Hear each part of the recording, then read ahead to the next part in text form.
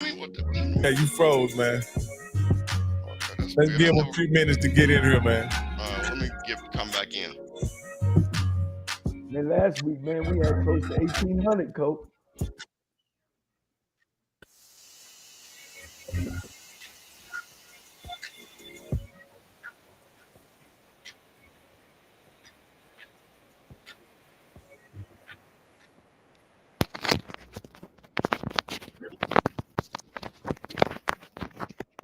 Let me close that ESPN because that ESPN is running in the background. Oh, is there that we right? go.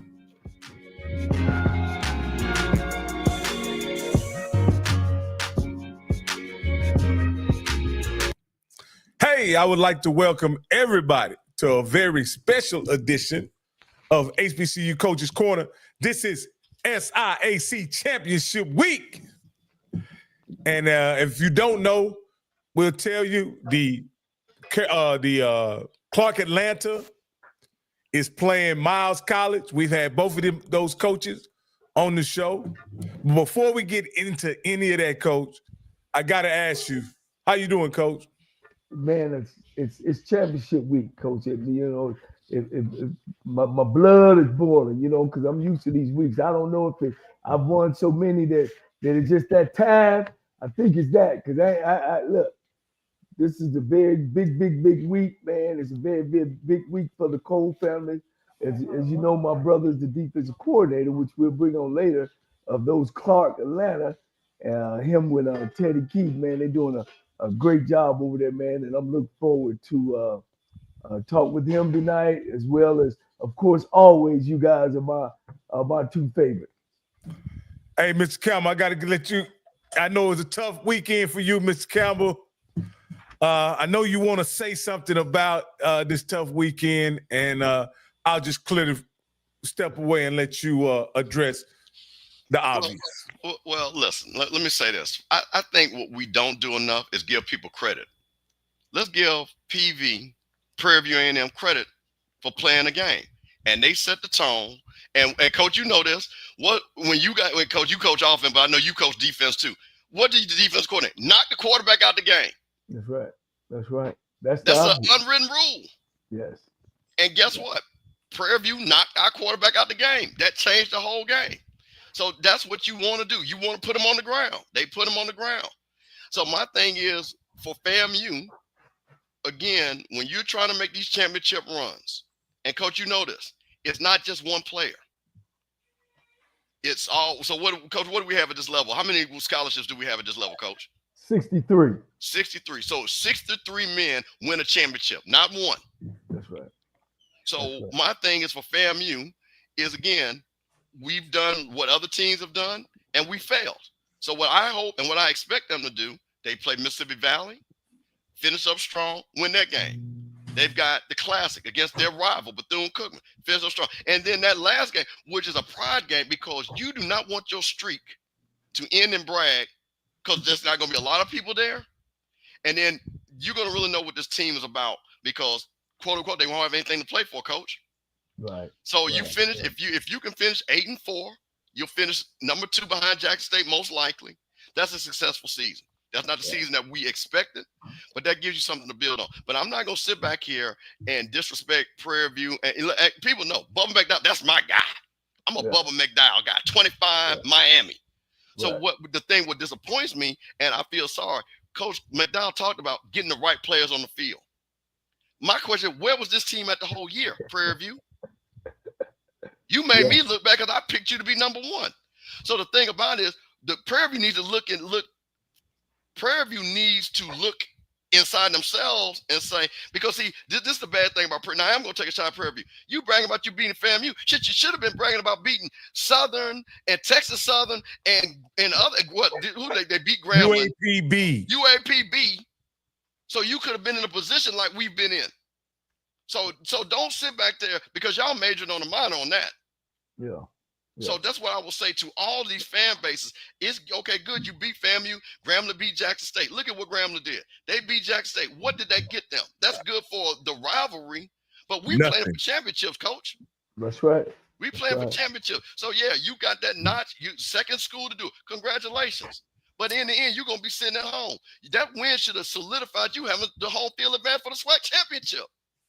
That's right, Coach. So let's keep the main thing around here. So that's what I'm all about. But I'm gonna give those guys credit. Shout out Lionel and them. They did a great job. Him, Coach Northern, and them did a great job breaking it down. But like I said, one thing I'm never gonna do is say, oh well, if this happened, man, this is football, baby. This is football. Here's the deal, Coach. There's two different levels, even though they're on the same level. FAMU's level is championships. Prairie View's level is winning football games and maybe representing the West. And it's always a different when you're talking about a blue bread program such as FAMU, who's been a perennial winner for years and years and years. So sometimes us guys that us Texas Southerns and Prairie Views and Valleys and we get excited sometimes, Coach. Yeah, and they should. That's a big win. Yeah, hey, I'm gonna take one out your boy. You always talk about the little brother beating the big brother. That's that. So we give us some arm room, Coach. For a little bit. Listen, if I'm Prairie View, I'm fundraising off of that because listen, you gotta understand something. For the SWAC, for FAMU to come in and dominate like they have and beat all these teams, that hurt them folks in SWAC feelings. Yeah. So for Prairie View, and listen to what they said, and I've seen in all the group, we beat them. Y'all ain't beat FAMU, we beat them. See, so that's a chip in the game. But that tells FAMU where they're at in the hierarchy. Right. So that's what you always want to be. You want to be everybody's Ohio State, Alabama, USC, Notre Dame. That's right. Always playing for championships. Same thing. Everybody knows. So that's why I need Grambling. Southern knows to be good. Because when those big games come on and whoever wins or loses, we get this excitement. Right. We need that overall. So no, I have no problem with what happened. Like I said, I'm disappointed. But I think, again, Coach, you pointed this out. Because the funny thing about it, just to look at it, and again, we can kind of talk about when we break it down. We outpassed them and we outrushed them. Right. Turn the ball over. Yeah. So unfortunately, what was crazy, this wasn't like the other game when somebody ran for 300 yards and all that. We pretty much held them in check. Overall. I gave them short field. Yeah, I think they ran for 140, threw for something, So it wasn't like, they were just running up and down the field. But when trying to execute, and this goes back to junior, they said that was a quarterback competition. It didn't look like it. Yeah. Yeah. When you take the key to that Cadillac and kept the Cadillac running.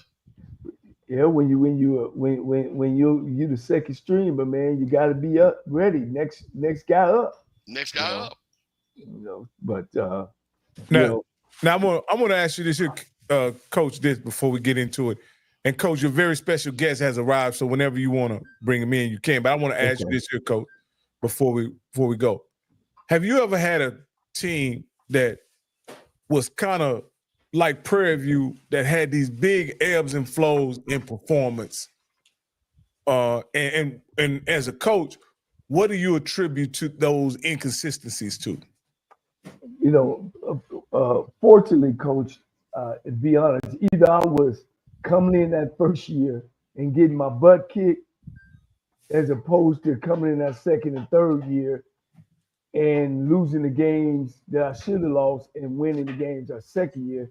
And of course, that third year, you just kind of run the table. So I kind of been there. I've never been in a situation where things were up and down like some of these places that programs were supposed to win and then they lost. But I could attribute it to not staying focused, guys, lacking in practice. Coaches are lacking, not playing the right players at the right time, staying, in the center lane where your program. When you got a program, by the time you get to everybody knows, how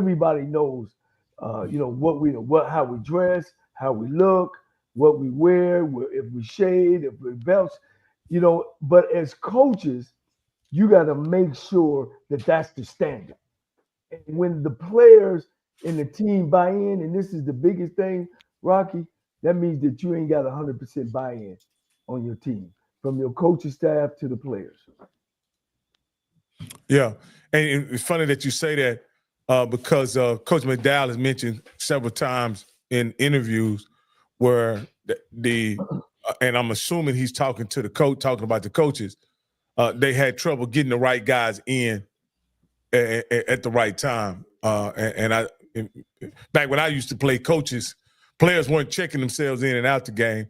That's something that coaches manage. So I think he was directly talking about his assistant coaches as it relates to getting the right players in. And so that points to what you're saying.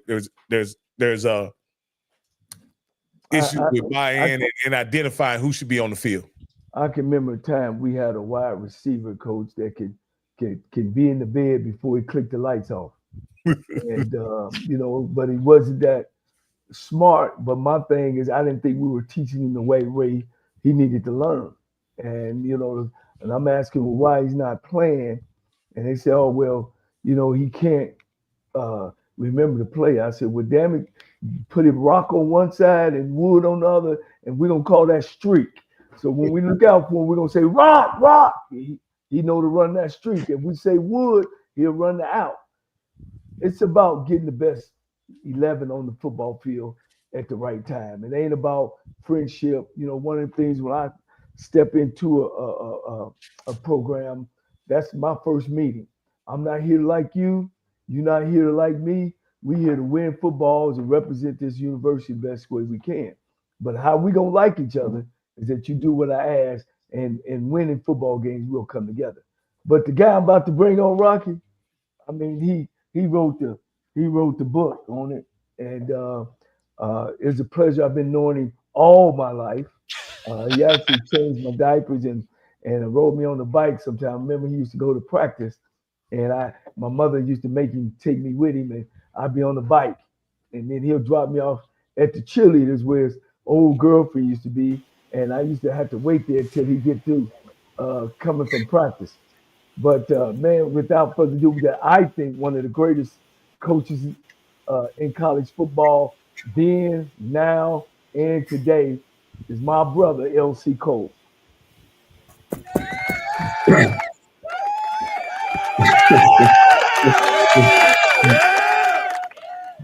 He's the only one that's done it. The only HBCU coach in the history of the game, guys, in the history of the game, that have won a PWI conference not one time, two times, and finished twice national champs. Ain't nobody else has done that, Coach. So I'm gonna turn it over to you guys because we talk all the time. I know you always say, Rocky, what's wrong? Why we don't hire guys with the resume? Do we take the game serious? Can we beat PWIs? Steve, you know the history. Y'all go ahead. Well, Rocky, let me just start something. And Coach Cole, let me say it is a joy. We've heard so much about you.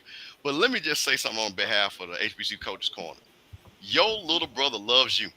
And when I say that man loves you, man, that man loves you. And I'm telling you, it is so refreshing as a black man to see brothers have that love and respect that your brother, again, I call him little brother affectionately, has for you and your knowledge of the game. So I know a lot about you. Again, like I say, I'm from Jackson, Mississippi. My family in Jackson State. I have family all over. I have a cousin right now as a professor at Tennessee State. So I understand that legacy, Big John Merritt, and what you carried on from there. So I just want to let you know I appreciate you being on, and I just want to say thank you because you are a trailblazer, like you said.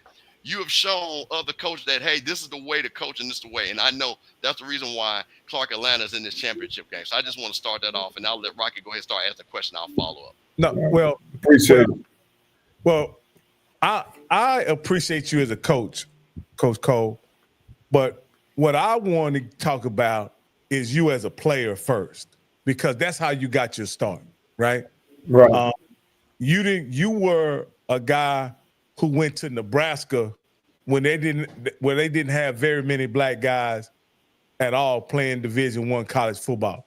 Can you tell us how you got to Nebraska and then what that experience was like while you were playing there? Man, he was a 5-star. Yeah, it started in high school, but I always just say it's streamlined for my older brothers as it came down the stream. I think we all kind of father, the footsteps from the older one on down the line, and I was just fortunate to, enough to play good enough that I was highly recruited out of high school. I probably had something around about maybe 50 schools recruit me. I visited Ohio State, Michigan, Oklahoma, Missouri. I went quite a few places. We didn't have that restriction on where you can go to school at. And I tell you what, meeting Woody Hose, Bo Schembrecher, all those great coaches and spending time with them was great. But Nebraska was one of those schools was the Big Eight. And, they had went and won the national championship. And a guy by the name of Johnny Rogers, who won the Heisman Trophy, kind of influenced me too. And I just kind of took that visit out there. And it was a little bit different than all the other visits I took. And then plus I had a black guy who was recruiting me, did a real good job of, coming to the house, meeting my parents, talking to my teachers. And I just felt more comfortable going out there to Nebraska.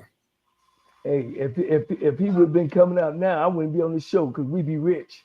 We'd be in the millions.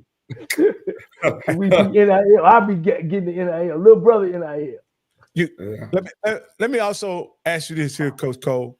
Did you realize at that point in college football, and I want to say this was the mid-'70s, correct, Coach? When you were coming out of high school? It was a late 70s. I went to school in 1975. I started college in 1975. Okay. At that point, there was not a lot of Division I black athletes playing at that level. Did you realize at that point you were blazing the trail and potentially setting the table for others to get opportunities like you? No, it never dawned on me. I just was always those guys had a mission, had my goals and everything, kind of set right, be kind of what I want, what I wanted to do. When I first went to college, like I said, I wanted to be a dentist. And I went over to the dental school and I went in there. I didn't like it. And then I came back and then the teacher asked me about, hey, what else do you like? I told the counselor, well, I like to be an artist because I was very good with, drawing and painting and doing all that. Went over to the art school. All they wanted to do was talk about AD and BC and all that. And that's not for me. Went back, talked to her again. She said, what's the next thing you like? I said, well, I like working with kids and everything. Because when I was growing up, we had a neighborhood football team and I was a coach and player. So I kind of started this thing when I was very young. I'll go ahead, Mr. Campbell, if you have a question.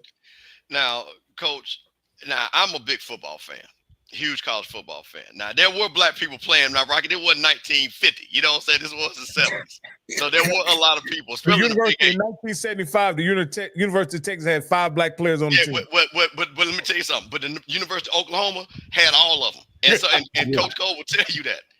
Yeah, Oklahoma was black. They had black quarterbacks just like Nebraska did. So that's what's kind of funny about that. Texas, y'all a little bit different. But we're talking about a time, especially when you talk about Johnny Rogers, a Heisman Trophy winner. Now, Coach, you're talking about the Big Eight. Now, you're talking about Oklahoma, Nebraska, right? And the height of that rivalry and things like that. Now, you were all-conference player. You were a captain of the team your senior year. I believe you guys went to the Orange Bowl then your senior year. Right. What was that rivalry when you had the guy from Oklahoma, that Barry Switzer, and Dr. Tom Osborne, who was a little bit buttoned up, but you had all these great athletes that were playing in those big-time games. What was that like? Well, it was, to me, because of where I was from, Ohio, and, Ohio State was big, Michigan was big. When I got there, I always just kept my pride about where I was from Ohio State. But when I got to Nebraska, you playing Billy Sims and Overstreet and Lucius Selman, Dewey Selman, all them guys were just great players in that league. I mean, it was really, really tough in that league. And it was, you had to come prepared to ready to play all the time. And it's just that they had so many athletes at Oklahoma. And you talk about Missouri. Missouri had great players over there, Kevin Winslow and all those guys over there. So, blacks were spread around to all the different, different schools. Hey, Coach Cole, we have a question for you from one of our viewers. He said, why did you select Nebraska over Ohio State? Hey, let me tell you that story. And I cried. Yeah, he cried. He didn't want me to go there. But let me tell you something. So every time I went to a college recruited, they would give you a shirt, and you would wear that shirt the next day to school. You know, you want everybody to know you went on a recruit trip. So I went up to Michigan and visited Michigan up with Bo Schembechler and everything. He gave me a gold shirt. And matter of fact, I got a gold shirt on now. Gold shirt with Michigan wrote across it.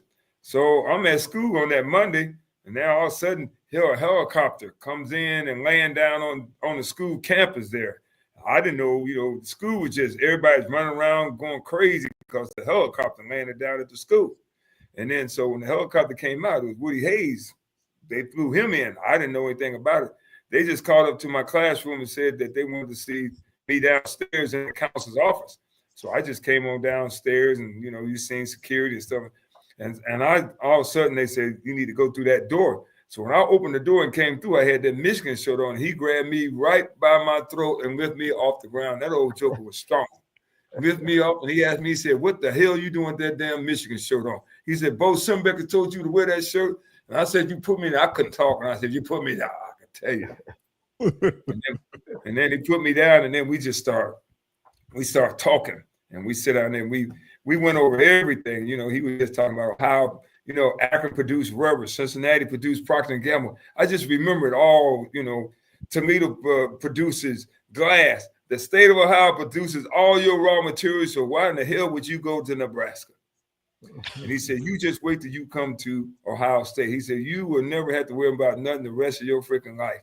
You come to Ohio State. And I told him I would take that trip, but when I sit and talk to him, because I seen him hit that guy on TV, and I just asked him that question. I said, if I did something wrong with you, you gonna swing him or something like that. He said, I'm gonna be truthful with you. He said, hey, sometimes I just get that way and everything. So he kind of answered my question. I wasn't going there. He already grabbed me one time. He can't grab me again. Yeah. So that's why I didn't go to Ohio State. Hey, a question was a caller called in and asked him, who does he think will win the Wisconsin versus Nebraska game later this month?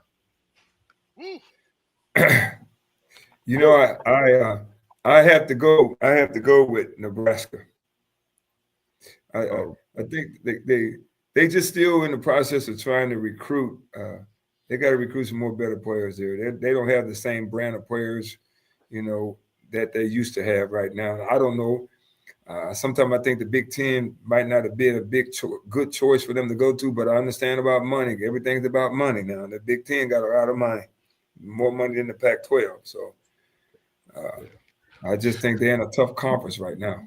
Well, Coach, ever since they left to the Big Ten and they no longer had a strong recruiting presence in Texas like they used to back in the late 80s and in the early 90s, Nebraska struggled. And I think if somehow they can establish a recruiting base again back in Texas, they could possibly be more competitive. But until that happens, Coach, because they used to come in Texas and get the best players in the state.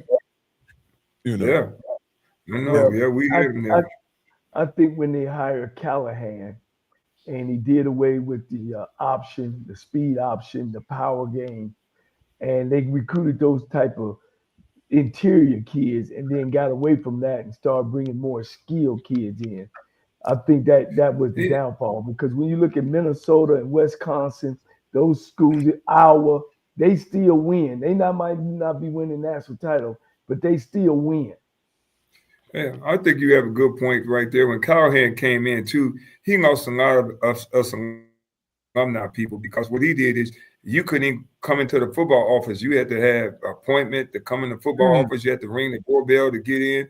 The guys like us who played there and everything like that couldn't even come to practice and all that. You had to get an appointment and all that. He killed the walk-on program. Nebraska had one of the biggest walk-on programs around, and he killed that walk-on program. And when he did all that, they just never got back on the right tracks back then. Yeah. Nebraska walk-on program was one of the few programs that would produce not only all conference players, they would produce all Americans. Yeah, but that I Am Hip, Jarvis Redwine, all them guys with me, there was a good football players. They walked on at Nebraska. Yeah. Yeah, so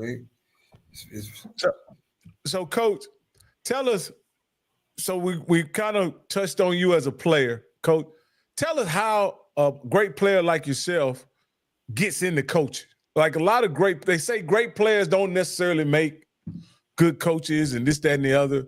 But what was your transition from being an exceptional college player and then transitioning into coaching? Yeah, I can tell you where it come from, and that's what I see around right now. A lot of coaches haven't been to school enough to learn what's going on, how it goes, and everything like now. Too many coaches think they can watch video games and go out there and run some plays and do the different things like that. They don't know about all that hard work, what it takes to be a good coach. When I was at Nebraska, I was a graduate assistant. So I had to do all like breakdown films, work with players and do all, you had to do all the little dirty work. You had to do all the film work, drawing cards up, making sure everything is right. So I kind of laid the groundwork for myself by learning all the little basic things that you need to be as a coach. And then as I moved along, I was just always was with a good coach. When I first started off, I was with a guy by the name of Fred Zeckman from Ohio State. He was from that Woody Hayes era. So I was always lucky to be with big brand coaches. I coached with Coach Nick Saban too, see? And when I say coaching with him, that was the ultimate coaching with him. I mean, from sitting at a table, getting ripped and everything. But he learned you so much about fundamentals, how to do things. I was kind of like his right-hand man when I was at the University of Toledo. That's where he brought me in, the University of Toledo. And I was a defensive guy. I was coaching at University of Wisconsin. And our coaches ended up getting fired. And he called me something like 12 o'clock midnight and hired me right on the spot. And I don't even know how he got my name. But when we got to Toledo, Toledo was only had won something like 5 games in almost 7 years. We came in that first year and turned around and won the Mid-America Conference Championship right then and there. And I knew that guy was there. Then he left and went to Cleveland Browns. He called me up to go over to the Cleveland Browns. I went over to Cleveland Browns, and guess who was the head coach? Bill Belichick. So here I go again with another top coach that his record speaks for itself, his winning speaks for itself. So I always just been around. Somehow I've been able to be around top coaches everywhere that I've been. So it built a good foundation for me. Mm-hmm. Now, Coach, you mentioned Bill Belichick, you mentioned Nick Saban. Those are legendary coaches, right? Yes. But those coaches are a long way away from HBCU football. So yes. How does a guy having those kind of experiences coaching under Bill Belichick and Nick Saban, how do you end up coaching in HBCU football? See, the guys sitting in between both of y'all guys. I was at University of Cincinnati.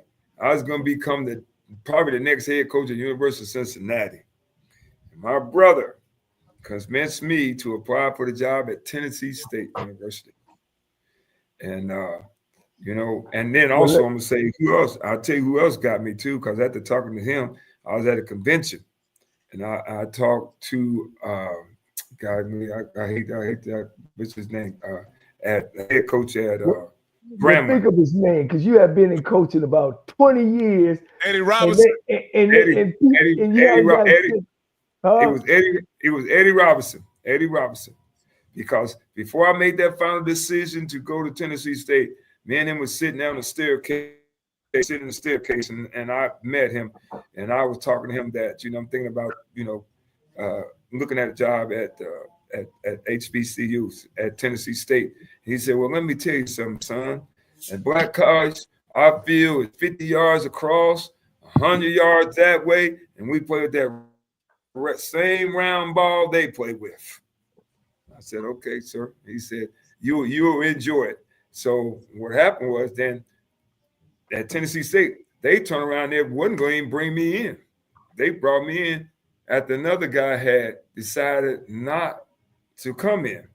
And then so they brought me in. And so I spent that night and put all my stuff together and everything. Everything that I learned, I put it together. I put my whole plan together, weight plan, a conditioning plan, academics. I did everything as possible to go in there. So when I went on that interview, I just kind of blew their mind. I mean, the stuff I was going through, they didn't even have a clue of what I was, how much knowledge and things I had to do, how you build a program. See, I learned all that kind of stuff. And that's why we turn around, end up being so successful. See, and then the other part, see, JC had the black college experience. So black college, me coming from a white school, blended all together. And that's why we ended up being so successful, because we took both and we had no knowledge that we put it together. And that's how we did it. I got another question, then I'll turn over to Mr. Campbell.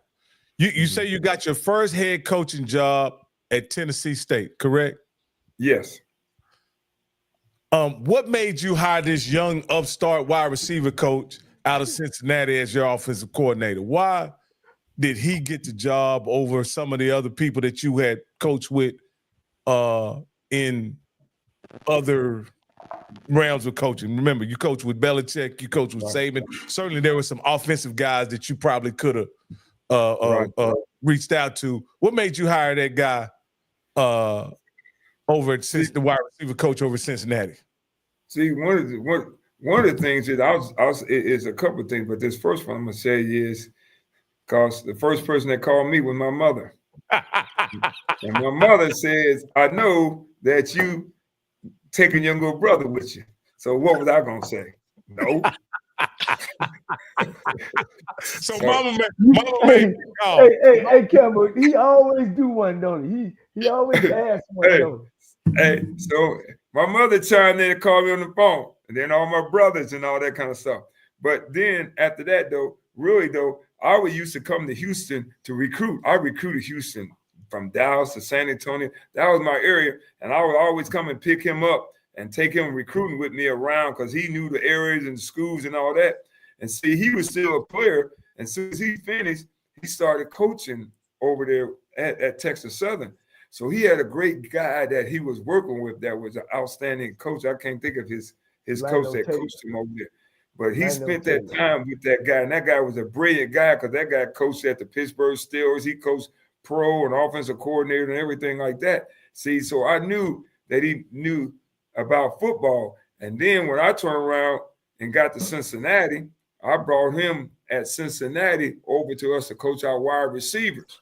And then he got in there, and then, my head coach, Vic Minter, and them said, man, he got a brilliant football mind already and everything. And I knew that just from the standpoint of him over there working and coaching when he was at Texas Southern University. So I knew that was the right person to put in there. And then when you got family, see, family know how you operate, how you work and all that. And you can leave and they're going to carry on the same thing that, what you stand for. We have some strong values at our family, and that's kind of what I wanted our program to have, strong values and, to make sure our kids go to class. So he knew how it was about going to class, going to study table, taking care of business. And so I would never have to worry about anything if I had to go do something because I know he would keep it in line with what I was doing. Now, Coach, you've coached at Tennessee State, considered a blue blood HBCU, but then you went to Alabama State, which was not a blue blood. What was the challenges of going to a school that was well known, was able to get, when you say Tennessee State, especially in that area, able to recruit players compared to going down to Alabama State? It was a little bit different vibe where you had to really, it was your coaching ability that had to build that program. What was the difference between Tennessee State and Alabama State and how you had to improve that program?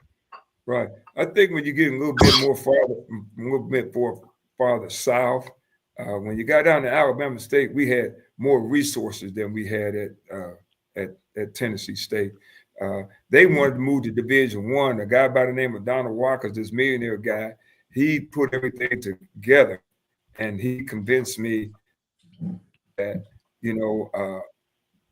Alabama State was the place to go because he's going to want to build a stadium like that stadium they built. My brother and I, we designed that whole stadium. So, we had did a whole lot of things at Alabama State. I mean, we came up with the theme of cold-blooded football.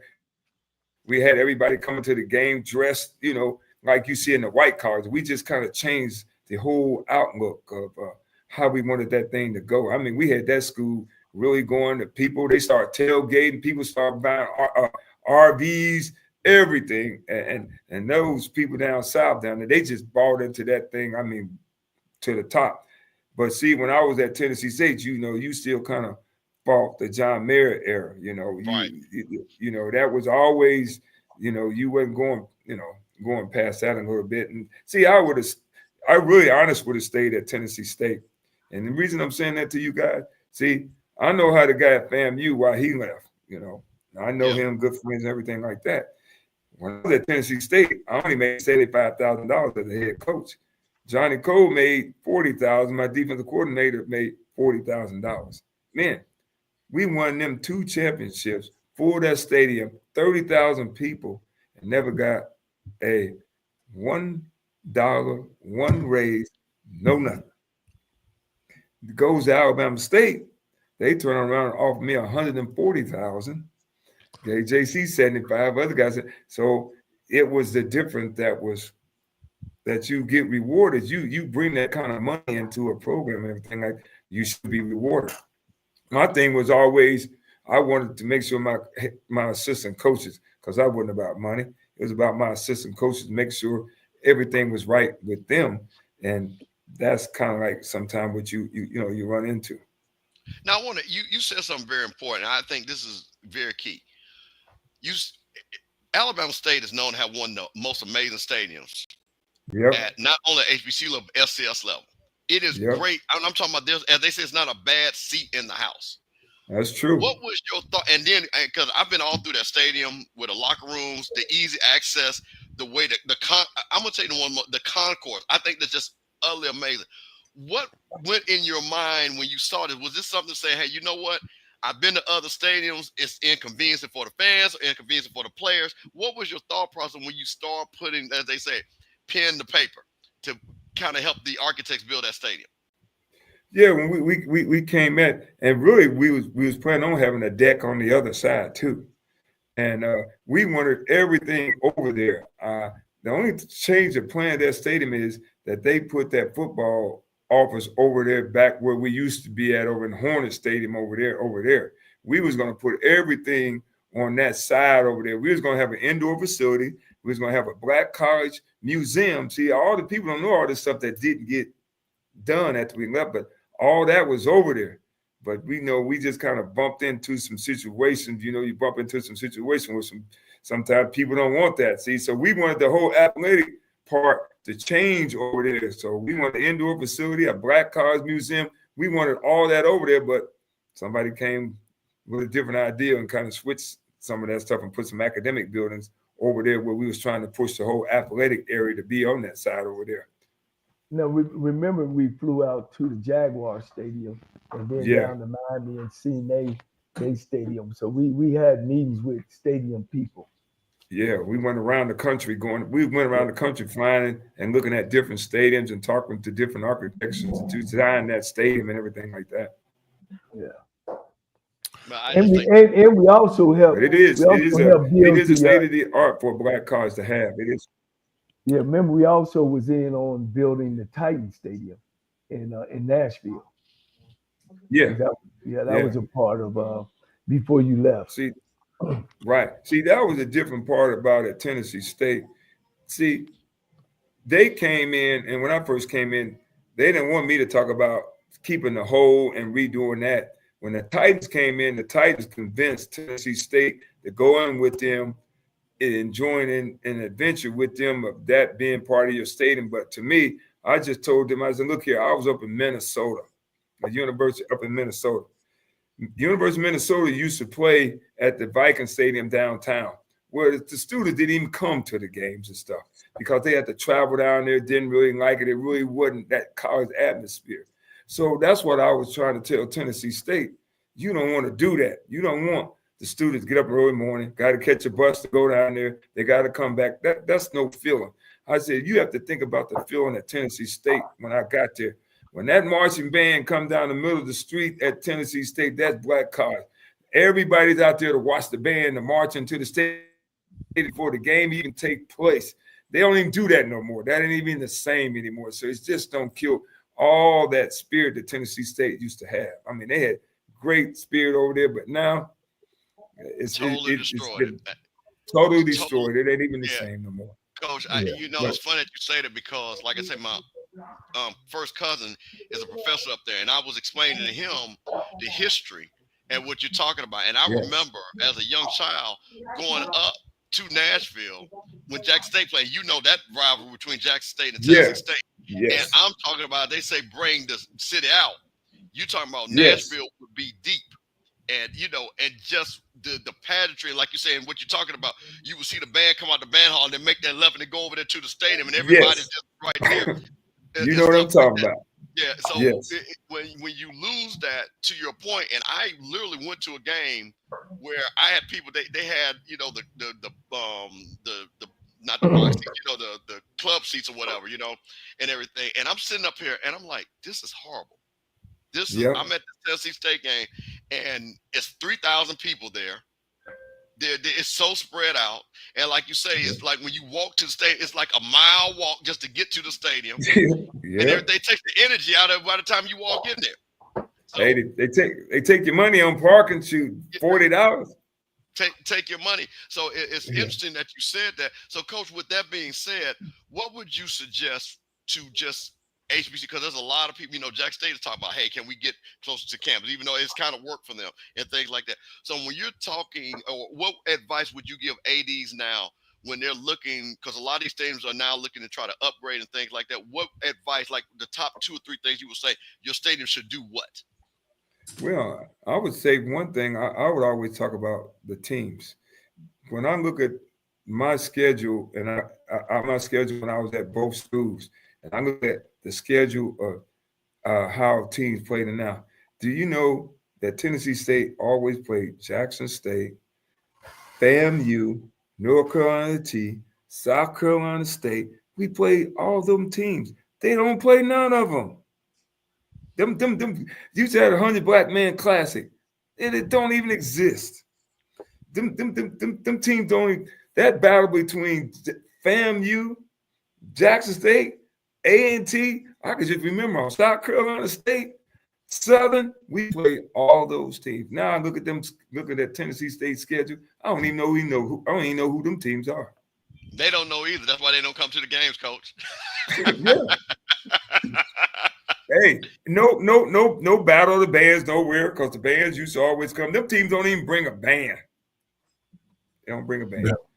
They got to get some directions over there. But Now, Coach, you've been around, as I track your career, you've been around some amazing turnarounds. You talk about the turnaround that you guys orchestrated at Tennessee State.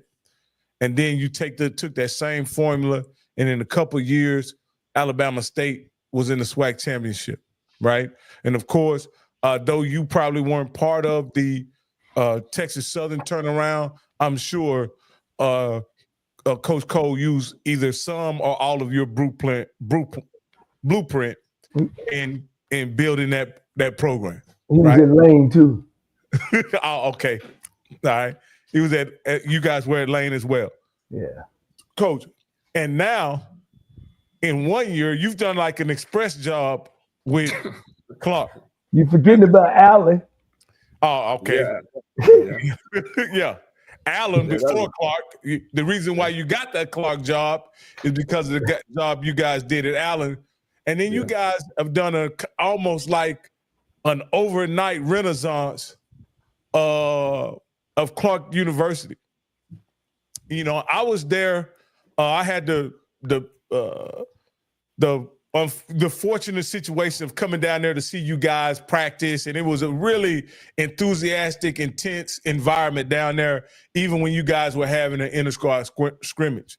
But Coach, what is it about the Cole brothers, LC Cole, that allows you guys to do those turnaround jobs in such a short time frame, either when you guys are leading them or just a part of them? Yeah. I think a lot of it just, come from, like I said, my experience with people I've worked with. But then again, I just say it's all about discipline. I think that's the main deal in making the kids understand what you're trying to do. And then everybody got to be, unselfish and follow what we're trying to do out here. I mean, I know I'm a disciplinarian about everything. And my biggest thing, what helped us here at this program here, is making every kid dress the same. I believe in every kid, when they step out on that football field, they're supposed to have everything necessary they need. They need to make sure the shoes. I don't need somebody coming out here with green shoes and we red. You have to believe in what the school coach is. And I'm real picky about that. The head coach I handle all disciplines, all practice stuff. I do everything here. So I come in a very hard disciplinarian. I would say that's our standpoint here. It's funny that you say that, Coach Cole. When I talk about your brothers, talk to your brother about football and what are make the elements of a good program, he never talks about X's and O's. He's always talking about socks and haircuts and dressing alike and all that kind of stuff. I'm like, what scheme are you running, Coach? And they're gonna do what you want them to do, because when you discipline, then they understand about it, then you're gonna win. Because you ain't got to worry about it. When they go on that field, you already told them, hey, toss sweep right. They're gonna do a toss sweep right. He ain't gonna go out there and change that play and go left. He know what the consequences is gonna be. Well, look, it takes 8 weeks for the service to change the man from the streets to a serviceman, right? So that's the same way that we kind of see it. You know what I'm saying? That's the greatest team in the world is the military. So if they can do it that way and get it done, why can't we? It ain't about letting the prisoners run the prison. It's about the warden runs the prison. And I always had that big belief too, that is all about, like he just said, when you look at the military, the United States got the best military in the world. But when you look at every last one, they dress the same, they eat the same, everything is the same. Because they know one thing, all it takes is one of them to be out of line or have a different color on and get everybody killed. But if everybody in the line and do what everybody doing, then we're going to make it back home. Then we're going to win the football game, because everybody went on that football field and did whatever it took for us to win, not an individual person. It took a team to win. And it's funny that you guys mentioned that on Veterans Day. Today is Veterans Day. Shout out to all my fellow veterans and everybody who has served. And I guess that is one of the byproducts of having a very disciplined program, is that everybody tends to sacrifice for the good of the mission. And as a former military man myself, that's one of the things that you're taught, that's instilled in you from the first time you get to basic training, is that your individual desires and needs aren't as important as the overall mission of the military. And that's how you guys go about building your team. And that's quite interesting. Well, if you notice all the SWAC teams, all the black schools mostly, and I know they do it at the PWI schools, all of them want spat on it. And I come from a spat area. And that was one of the things that when LC went to Tennessee State, he said, ain't gonna be no spat. I kind of disagree with it a little bit, but hey, I trust in the system. And like I always tell you guys, it's about the system. And only 25% of coaches can win, because they got to win a system in the formula. The worst thing you can hear is when a guy, I don't want to be known as a player coach. You know what I mean? No, I'm a coach. I coach the players. So when I hear that and see that, that kind of disturbs me a little bit. You know what I'm saying? But LC not only, guys, brought in that part of it, he brought the administrative part. So, talk about LC when you came in and started off at Tennessee State. Before we got to Tennessee State, guys, black colleges didn't even stay off campus on Friday night. Yeah. But go ahead. Yeah, they didn't. Yeah, they didn't stay off campus over there. I mean, we didn't have very, very much of anything when I came to Tennessee State. I didn't realize Tennessee State was, that far behind, because you talk about all the legend, merit and all that, but they did not have very many like equipment or anything like that. But I think one of the deals was, and it's all about resources. Because I went to the University of Nebraska, it was a guy that played on the team with me. He was a quarterback, and his wife's father owned Woodman of the World. And when he found that I had got the job, he turned around and said, "Look here, as long as you're at Tennessee State, I'm gonna give y'all $40,000 a year for anything you need, anything." He said, "Tell me what." He said, "Tell me what I need to write and send the check to." I said, "No, sir, you don't need to send the check to the foundation at the school, because you go, hate to say it, they take that money, it goes into general funds." And I just said, "No, I hate to say it, but that's how it operates." So I just told them, "Look here, I'll just talk to you, and you just write it to the equipment place, and then we bring the equipment in and all the things we need." So when it came down to finding out, can we stay off campus for home game, they said nope. So they had a campground. So what we did is they had Women of the World had a campground. We would take our kids an hour away and stay at a campground out there, and we had fishing, golfing, rifling, everything you want to name out that campground. They even fed our team out there at campground. So we didn't stay in no hotel. We had cabins all around. They would sleep 4 guys in a cabin, and that's how we did. Hey, the girlfriend ain't coming out there, is she? No, hey, let me tell you something. When you got that far out there, your cell phone didn't even work. So they got, and it was dark, so they got, and they would feed us breakfast. Yeah. And that, that was part of it too, because I said, "Hey, get your schoolwork, bring your schoolwork out here, because we play at 7 o'clock at night anyway, so you can spend time doing your studies and all that." But I'll say this one thing, and I'll say to you guys, my one biggest thing is this. I was a player, and I ended up graduating from college, but that was big to me about that. All my kids, because when I first got to Tennessee State, we had a 20% graduation rate. When I finished, we had 99% graduating our athletes. Did the same thing at Alabama State too. So, so that's one of my things too. I'm a big believer in that, because you don't want to just bring no kid there and just say it's football, football, football. But if you ask anybody, all our kids, when we was at Tennessee State, we had the #1 player. He was a quarterback. He was in, I think, electrical or bioengineer. He was #1 student. He was one of our quarterbacks. But we always brought guys in and really put emphasis on, graduating from school and all that kind of stuff. And, I can call them guys anytime right now. Them guys will send money for anything I want over here. But I just don't, I don't do it. But that's one of the things is academics were real big to me about making sure, because, hey, you can't run and jump and do this all your life. You got to have something upstairs to take care of your family and all that. And, we push family a whole lot too, because we're from a big family, so we are very close knit. So, we really push that in the organization. Now, Coach, that leads me to something. Now, you're at an academic school that takes a lot of pride at Clark Atlanta, but they were not a football school. That football was secondary. They were 0-10 last year. You guys are 7-2-1, I believe, right now.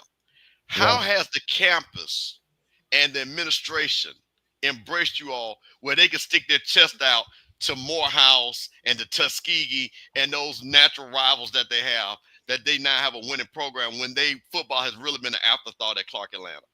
Yeah. Oh no, you can't walk around this campus right now or in this city right now, because Clark is it's the thing right now. I mean, it's been an amazing ride. I mean, I knew when I was at Tennessee State how I felt, and Alabama State how I felt, but doing this in this program right here has been just a tremendous turnaround that I just never would have thought that it would have flipped just like this so fast. I think Coach said when they was here this spring, I probably had to apologize to them, because they seen me get after them. I mean, just, I was on another level, but, I think it ended up working out and stuff for us right now. Let our audience know that when they won a 6th game, Clark hasn't won 6 games in 35 years. Then when they won a 7th game, they had won 7 games in a season in 50 years. Yeah. So if they win this week, do you know? And Clark has never played in the championship game in the SIC. They had 5 teams like 10 years ago that all of them took part in the championship. Otherwise, Clark Atlanta, Clark, because it's Clark Atlanta now, they never played in a championship game in football ever. So this is the first time in the history of the school. Well, Coach, you know what's funny? Everybody, again, that came up, and Coach Cole knows this too. Clark was known for the pretty girls, not for anything about the sports. But the fact that you all have got those young men, like I said, to come to that campus, which is an outstanding university, outstanding education. Because you, Coach, I'll tell you one thing, you got a lot of guys that play on your football team in 5 or 6 years, they're going to be able to send you some money back, Coach. Trust me. Yeah. They're going to get a good job. Oh, yeah. Yes. Yes. You know, I didn't know the ratio here was 44-1. Yeah. Wow. Yeah. Wow. 44-1. Yes. Hey, Coach. If you can't win 44-1, Coach, then you don't need to come to Clark. Hey, Coach.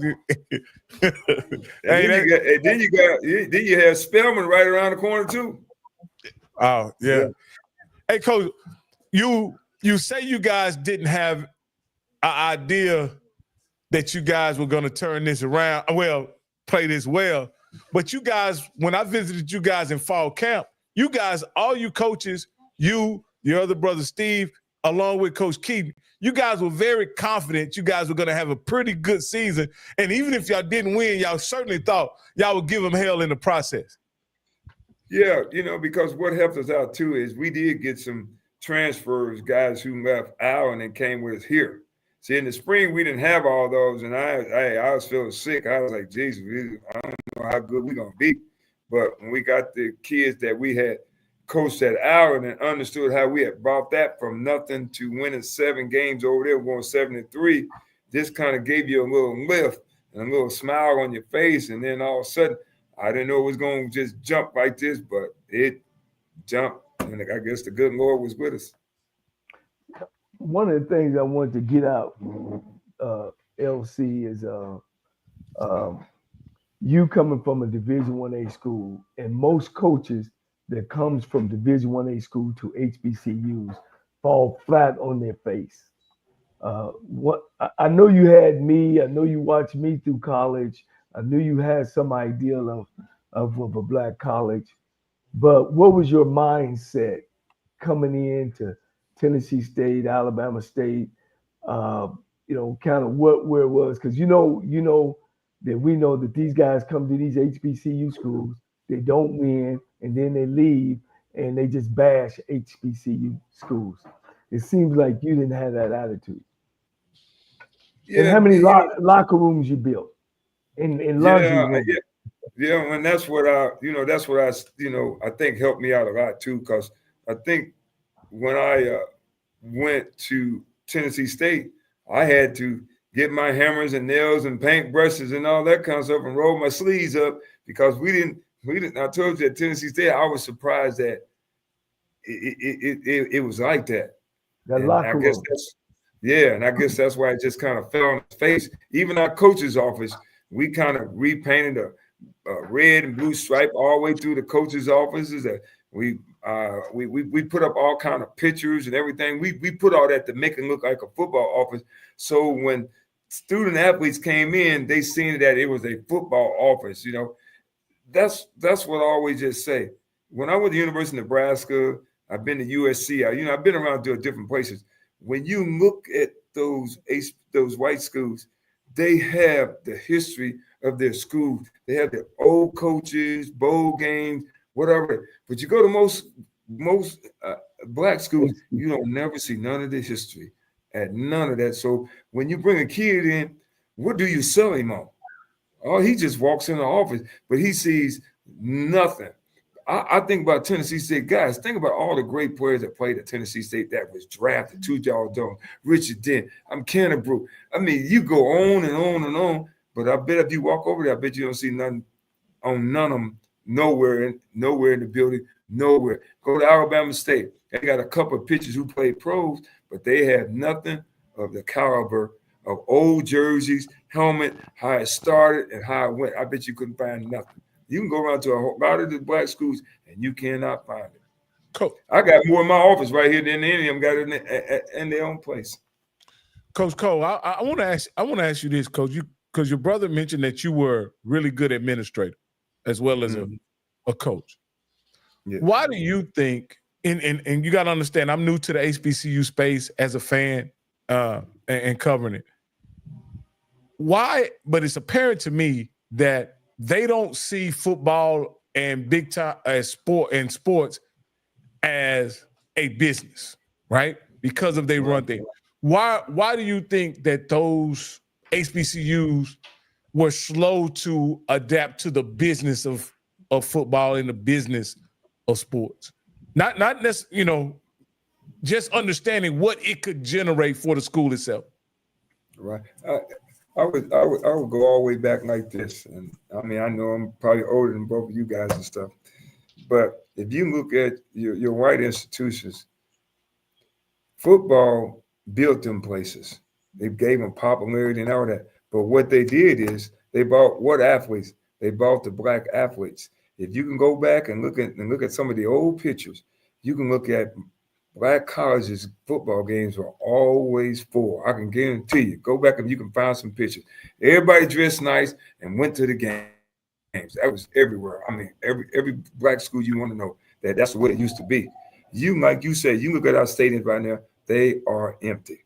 They're empty. Our kids don't wander off into different other areas and stuff because we ain't look at it as a business. We still don't. I still feel like we still don't look at it as a business.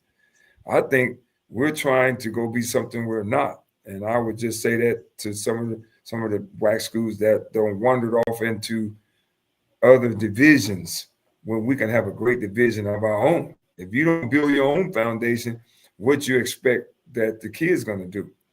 See, right now, like I just say, man, you watch the black schools, you start looking at the bands. The bands are not big that they used to be and all that. The attendants are not used to where it is. We used to have radio stations. We used to have all kind of stuff. We used to have magazines where you used to know the black players, quarterback, coaches. We don't have none of that anymore. None. We're fading fast. And well, I Coach, just think it's something. I'm sorry. No, I don't mean to cut you off, Coach. Go ahead. No, I just think that what you said. You're muted, Steve.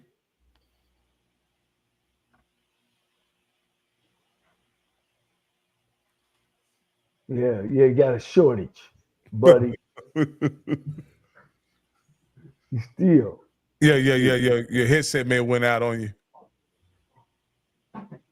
One of the things real quick before you jump back, LC, too, is and I'm gonna go back to how really you've taken your hands and built programs, as such as the washroom, Yeah. when you was in there building the damn hanger for the damn clothes when they come out to dry, and of course how we built the lockers at Lane College because we didn't even have enough. Yeah. Well, yeah, we didn't have very much at Lane College. I mean, there's a whole lot of stuff we just kind of built over there and just kind of, brought to the show. A lot of times I think I've been coaching so long, all the things I did. And one time I thought maybe my wife was going to leave me because I spent so much time at Lane building lockers and putting in carpet and doing all that kind of stuff, spending every dime of our money because I wanted to make sure that everything was, right for us, and You also help Allen out too with their equipment room. Yeah. I got the Allen and built. I redid their whole equipment room. Redone the whole equipment room. Did just so much for them. I burnt my truck up and everything like that. So, but it's all been fun. It's all been for a reason to make our kids understand that. Be appreciative of what you have, and just appreciate it. Yeah, Campbell, you ready? No, he's not ready. Yeah, what did he hit? Well, I have one question somebody close to you asked. I guess we'll wait till that later on. It was about what's going to be the game plan for this week. Well, only thing I can say is win. Hey, Coach Cole, we were going. Your brother asked that you hang on as we kind of go through the recap of last week and kind of give you impressions of some of the outcomes. I know you're fully immersed in Clark Atlanta football, so I don't know how you've been keeping up. But one of the first games we can go over is Tennessee State picked up its 7th victory of the season this week. As you well stated, you're familiar with who they played. What do you think about the job that Eddie George is doing over at Tennessee State and in his 4th year picking up his 7th victory, securing a winning season over at Tennessee State? Well, it's a good deal because they've been down so long and everything like that. And it's, I'm always, having loyalty for Tennessee State, and I think he's doing a good job over there. Sometimes it takes time to turn a program around, and that's what he's doing right now. I think that victory right there, that's a great victory, 45-20. All right. And then we have NCAT is having a real rough time, Coach Cole. Yeah. North Carolina, they don't got into a conference that's a little bit over top of their head. And it's gonna be a rough road for them for quite a while. And as you talk about wait, hold on, Rocky. Can you hear me now? Yeah, you're great. You're great. Well, hold on. Now, Coach, listen. Your brother has been your agent. You might want to get your resume dusted off because there might be an opportunity up there in NCAT because they need some defense up there. So I'm just telling you, Coach, you might want to get that resume up there to put a new font on it because, hey, man, they got a whole lot of money up there in North Carolina. They keep saying they don't have a lot of money, but they got the most grads with $100,000 making. So you might want to be ready. You never know what might happen at the end of the season. Well, can I ask this while we are on this right here? Mm-hmm. And one of the questions they'll see always come on our show is, how did you do it? How did you continue to beat PWI schools?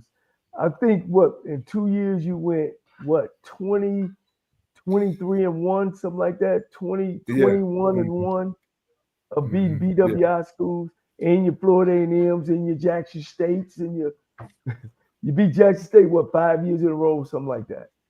Yeah, I'm still on a winning streak on them. Hey, but I love Jackson State. I'll tell you what, there's some great fans down there. I can tell you that. They love that place, and they go all out for that place, Yeah. How do you think, what is the strategy? What is, so we can, when they ask us, blacks can't beat PWIs, you did it.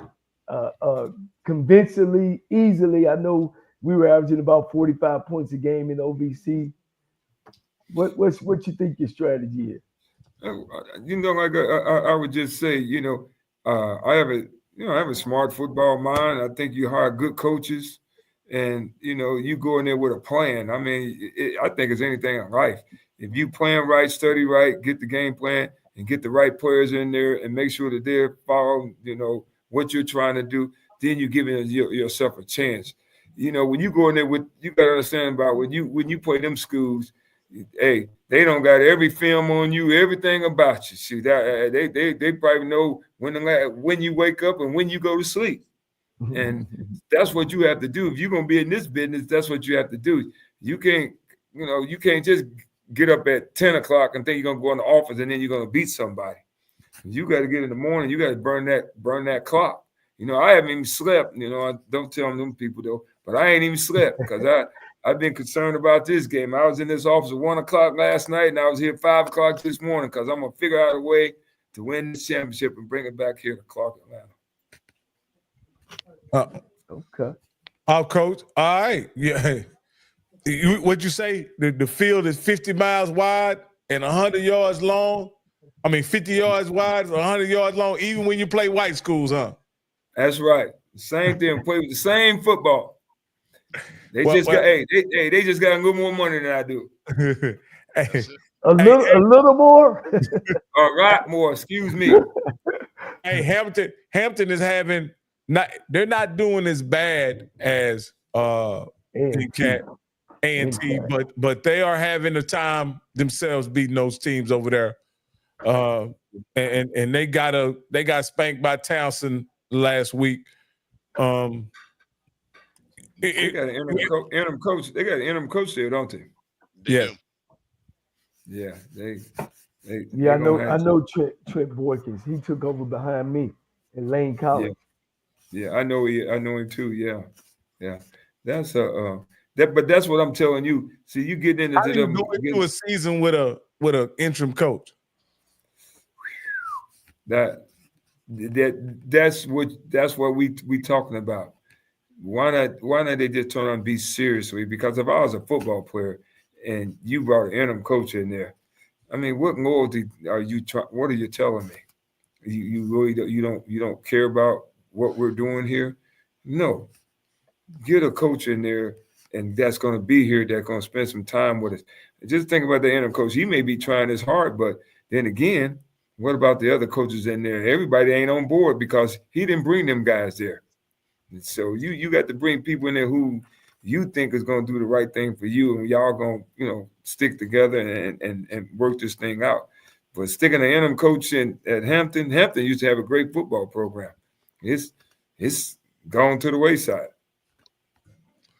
And then Morgan, they beat up on it was a tough. They had a battle for a while, but they ended up pulling out the victory against someone who everybody in the MEAC tends to whoop up on, old Delaware State.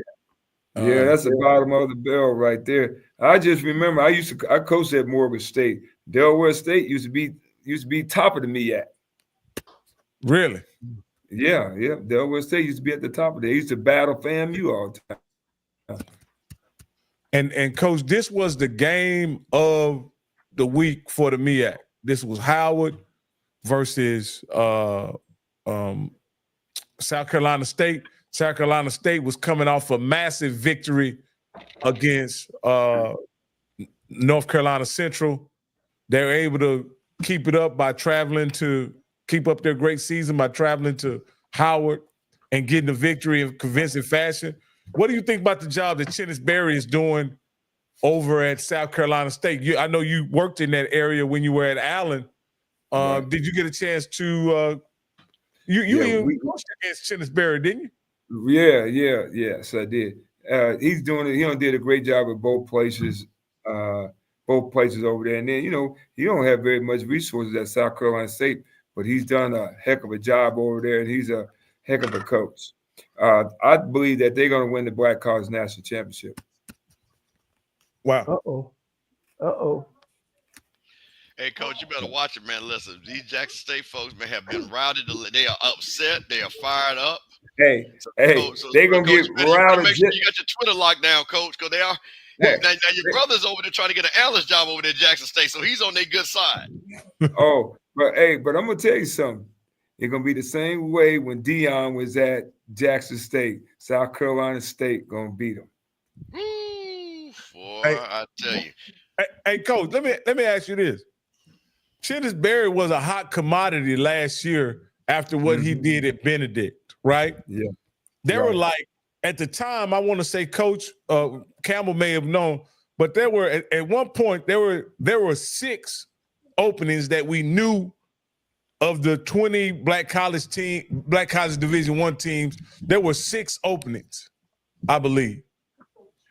Why was South Carolina the only school that made an offer to Chennis Berry immediately as soon as the season was over? Because they wanted to get back. They wanted to get back on track. You think about South Carolina. They don't have great coaches there every year. They always been at the top. They ain't never been down really at the bottom. They always been at the top. And I can go back to them old coaches they used to have over there, and they always done won. And I think he was the right guy for it. Was just right down the street, but I don't think he's gonna be there long. Yeah. Winners win and losers lose. I want to say something. Coach said that. South Carolina State, honestly, with their track record, you're talking about 4 Hall of Famers, national championships. they don't get the name recognition that Jackson State, FAMU, and Southern and Grambling do. But when you start putting them in the rankings, they're right there. And probably championship-wise, they're probably ahead of Jackson State with championships and things like that. But it's amazing how that school, as they say, they've done the most with the least. So, Coach, they have produced, and like even in this new era, they probably produced the most NFL players in this new era and things like that. So that says a lot to the testament of the fortitude of the coaches that have been there. And like you say, making the discipline and everybody marching the same beat. So I just want to point that out because we got to get a lot. I say this a lot, Coach, and you're going to understand this. We got a lot of people that join the space like Rocket. I call it the Dion era, post prime, which is great. I'm glad they're here and I hope they stay. But for people like yourself and your brother who played and me who grew up in it, I find it interesting that a lot of people don't understand how great these programs are. Like people were shocked. Again, Jackson had that great team. But South Carolina State said, we got pedigree in history.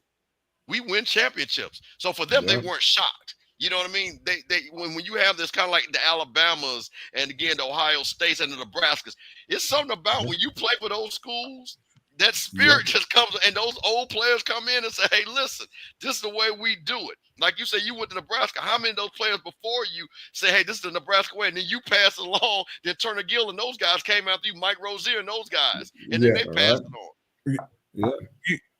The funny thing is that Coach Cole, he knew that Chennis was going to work right off the bat. He was like, that's going to work. Let me ask you this here, Coach.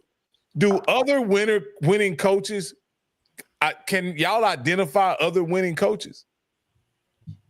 Yes, I think you can. I mean, when I was at South Carolina, when I was at Allen, I used to just go by and spy on my man. So he don't know that, but I used to go down and spy on his practice and check out what he's doing and all that kind of stuff. So you kind of look at the things I seen where he was a worker.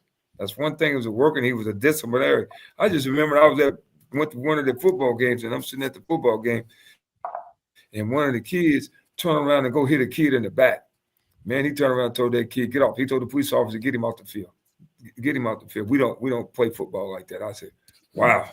And that just told me what he was about. He was a disciplinarian. That's what he is. I know that. He don't take no crap. And you see his team, the way they dress, all that, everything. And he's got a plan, and it's been working for him, and I wouldn't fall away from it. He's not going to be there very long, I'm going to tell y'all. So let me ask you this here. Why don't administrators enlist other successful coaches to be part of the selection process of the next coach? And I'll say this, and I hope it never get me in no trouble or nothing like that, but I'm going to just always say this. If you go back to the history of black college football, when you talk about, when we talk about the guy at Grambling, we talk about the guy who was at Jackson State, back then, those guys were ADs and head football coaches. They were educators. They ran the universities. If you talk about any university, Jackson State, all of them guys had head coaches, ran the universities. Soon as you start to see this diminish, I think the presidents them say they'll never hire guys like that at their universities to become the overpower of the school anymore. I don't think you're going to see that anymore. That the coaches is the spotlight of the school anymore. You don't see that around nowhere. In black college, you don't. Because if you ever say, like we always just say this, when we say the University of Alabama, everybody say Nick Saban. Everybody don't even know the president. You go to any of them schools that are great, you don't know the presidents, but when you turn around and look at our schools, it's a different focus. It's a different focus. Kind of like what Doug Williams was saying. Is that it for the scores? No. We can go over the SWAC right quick. Okay. And this is the first. I wanted to handle this first. I wanted to be quick and painless. My man's alumni.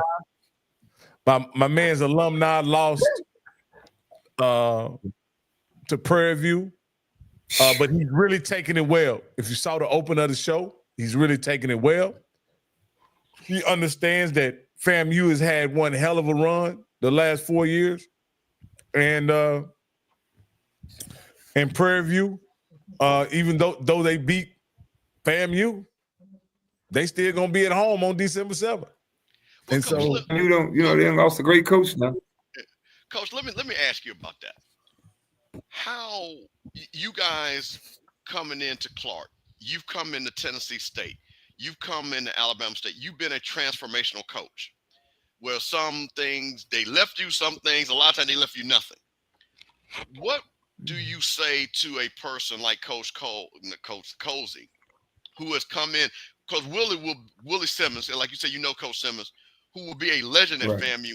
What would you say to him going forward and the things he should focus on to build his program in his image and also to keep it at the level that people from Flake, because you've been to Tennessee State, they expected winning. That was a winning culture, winning tradition. What would you say to Coach Colsey as he is navigating his first, again, he's been a coach before, but his first time in HBCU football and going forward in the SWAC? To me, I think the first thing is make sure he get the right people around him. I think that's very important when you starting a business and starting anything. It's getting the right people around you and get the people going. It's so much. I would just say this: it's so many people have different ideas than what you have, and that's why I say it's always important that when you hire a coaching staff, that you got guys that believe in you, know what you want, and they're gonna support everything you have and be on the same page. That's half the problem about winning and losing is that everybody's not on the same page, and if you get a staff that everybody's on the same page, then you're gonna end up being successful. Now, let me ask you one thing, Coach. One of the things that we've seen is a lot of personal fouls, a lot of personal penalties. What did you as a coach, because you said, what do you attribute that to, and what do you think Coach Colsey may be looking going forward? Not to tell him how to coach, but how did you handle that if you had a team that, again, set themselves back? What was the things that you would try to do to instill in them? Hey, these are things that will cause losing plays, not helping us to win a championship. You said the right thing, because we have a little bit of that right now on our team, because we just played Morehouse, and in the Morehouse game, boy, it got really kind of a little bit on the shaky side a little bit there, because arch rival and stuff, things are feuding out and all that kind of stuff like that. But we had some rules and policies in place and programs. When guys come in, we're like a company, and that's what I learned too. We have a player policy book, we have a coach's policy book, and there are standards that what we got into the program. And when you get standards in your program and you break them rules, then there's consequences. And when you start making kids understand about consequences and the different things like that, then you're going to have a better program, you're going to have a better company. And that's what we always did. Now, I was a big believer, and that's what I learned when I worked with them guys like Saban and all of them. They had policies. You sit down and you went through every policy as a coach, how you dress, what you talk, what you say, and what you don't do, and all that. The players had one. Same thing. How you dress, what you do, where you go, and all that. And you knew to stay underneath them policies. Yeah.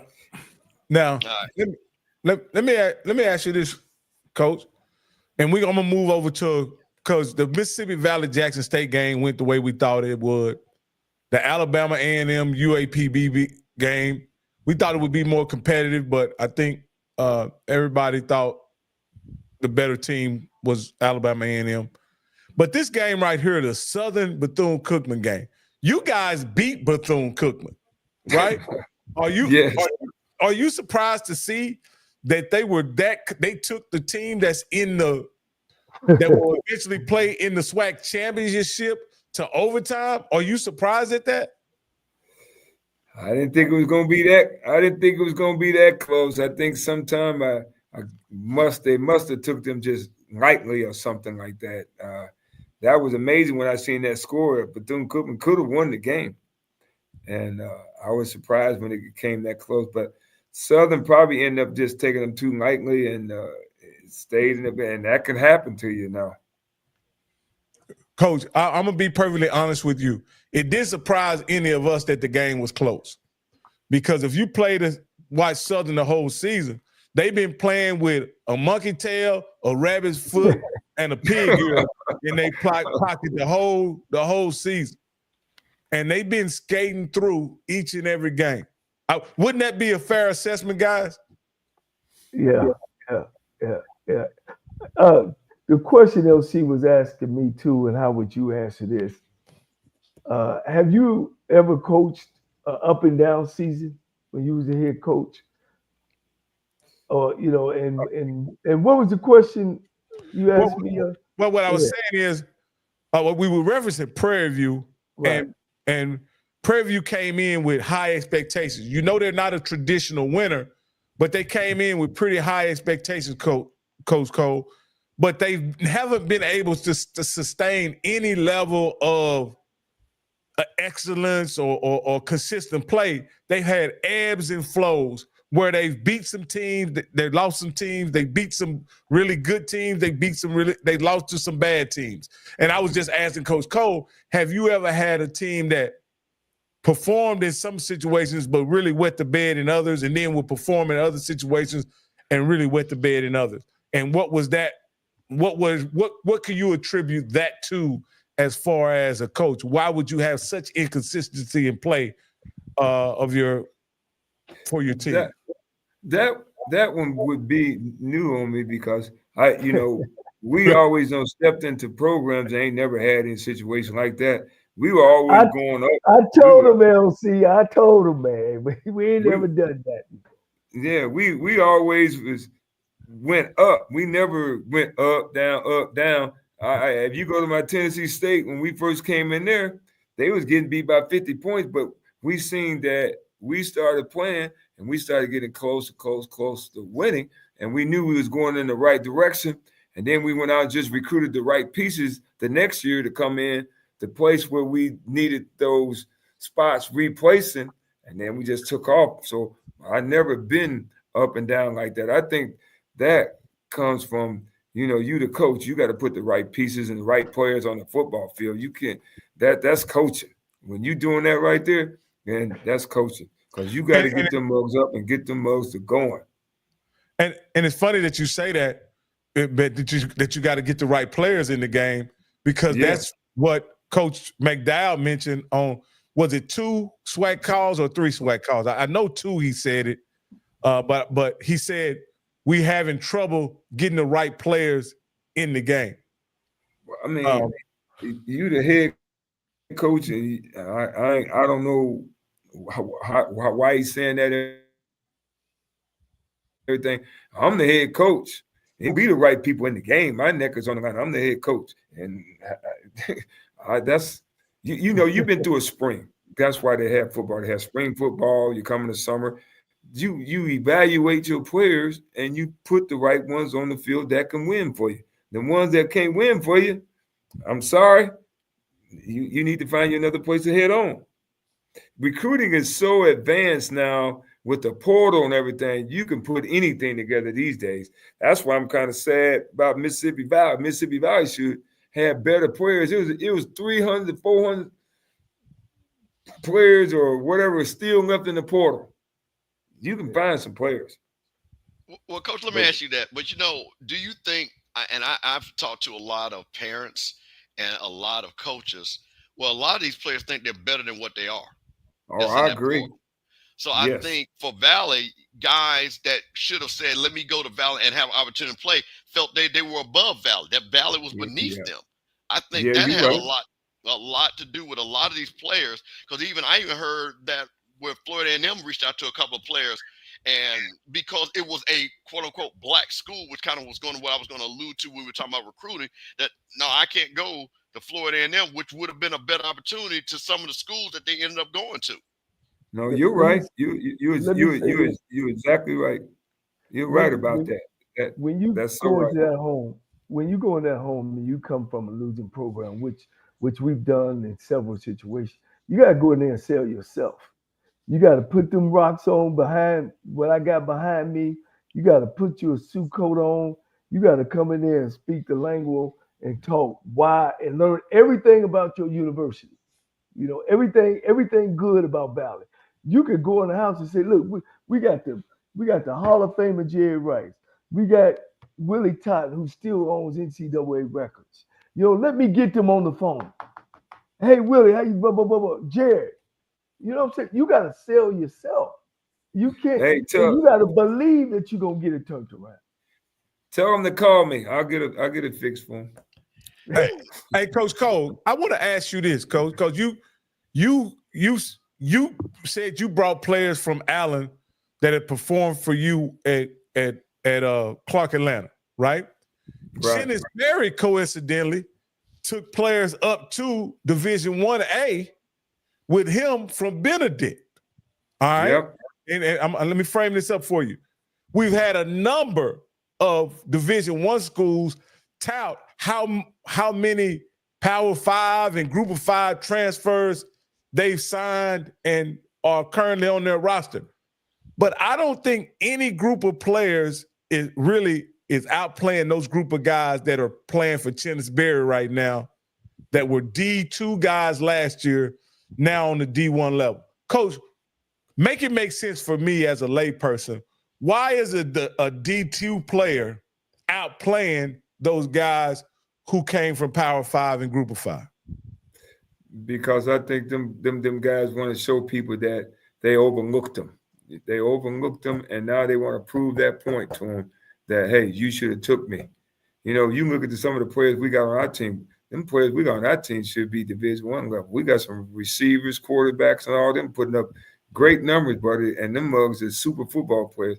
I don't want to talk too loud because it might be something. Yeah, because you better watch it. You right. Be at FAMU next week. You right, because Tennessee State took 2 of our players from here, and Southern took my tackle over there 6'7". So I can't be talking. I gotta watch them. I can't tell them what we got.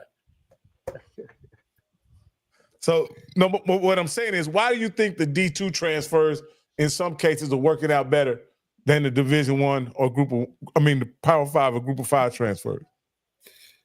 Because when you look at Division I's and stuff, they're looking for size. They're looking for size and weight and the different things like that.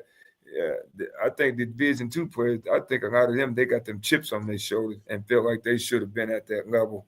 Then, because you look at Channers, they got a defense, 2 defensive tackles over there. And them guys are amazing football players, but they just don't have that stature. They're not 6'4" or 6'5". They're little short guys, but them moves, they be eating you up, boy. They can play. Well, and the thing of it is, I mean, who most of the time, the guy ain't never even caught a football is giving out these damn blue chips. And all they doing is going by size and some stat out of high school. Yeah. Where you play against a winning high school and playing against a losing high school, you scoring 20 touchdowns. Yeah. Everybody got recruiting services now. Got recruiters in service. Family members don't got people out trying to sell and ship them around. You know, like you just say, you can doctor up a whole lot of stuff and make you look good, and people buy it. That's all you gotta do. You market yourself, you can get yourself sold. Yeah, because it's up to coaches, guys, that when those kids come in, they might come in Tarzan, but when you put that helmet on, you see they Jane. So you say, no, you don't need to be in the trenches. You might need to be over here where they don't hear as much. Or you know what I mean? You got to move. I mean, we took this kid name, I can't think of his name. He was a tailback. Man, every time he get the ball, he couldn't make it. He had giraffe legs, long. So we was like, man, he's a tough kid, but he can't play running back. We ended up moving to tight end. Coleman. You talking about Coleman, yeah. Yes. He ended up being all conference tight end. He was fast, had pretty good size, 6'2", 6'3", long.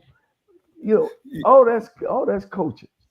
You know, one of the things I would always say end up making me a good recruiter is with Coach Saban. I used to travel around with him, and he had these forms down there, these forms that he used, and he don't go by the recruiting services talking about Power 5 guys, all that. he go and he find them guys in them small towns. And if you look at his running backs and all them guys come from small towns. They don't come from big schools and all that kind of stuff. Henry come from a small town.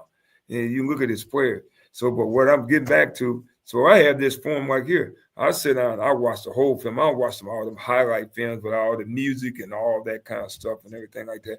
I'm going to look at a whole game field to see what he's doing when the ball attacks him and when the ball is away. I like to go to the school and sit and talk to his counselor, teachers, students to find out that's what we used to do when I was with him. Find out everything. It's almost like the pros. You want to find out everything about that young man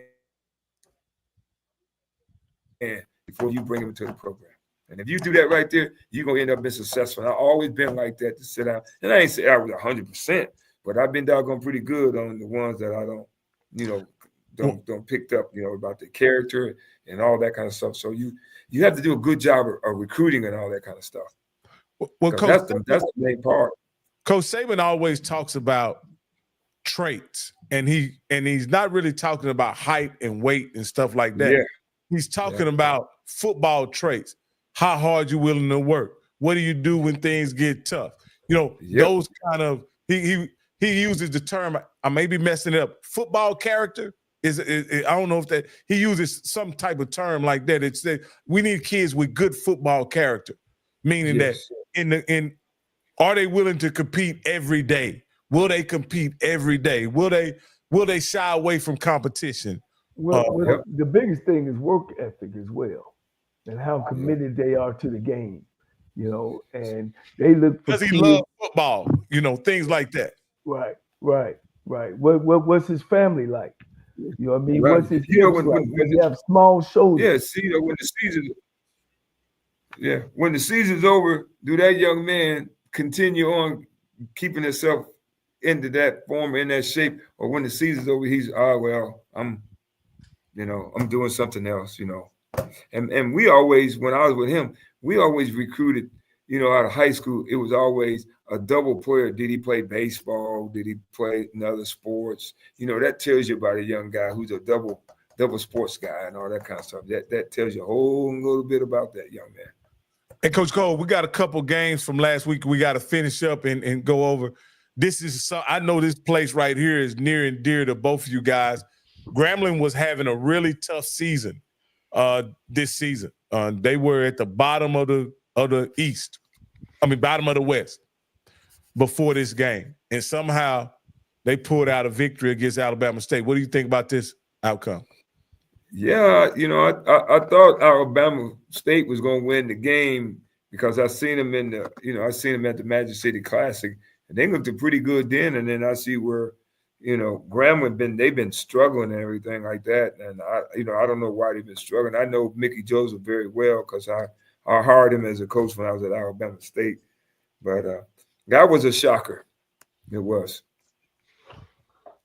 Mr. Campbell, you have anything to add on this one? Yeah, I've always told people, man, and this goes back to a couple of weeks ago. Well, I guess 2 weeks ago when Central went down to South Carolina State, and I kept telling you guys that G means something. And every once in a while, even when they're not good, the G stands up. And I think Alabama State, again, they played as well as they could. But what shocked me was that they let this defense allow Grambling to score 14 points in the fourth quarter. That was uncharacteristic of an Alabama State defense.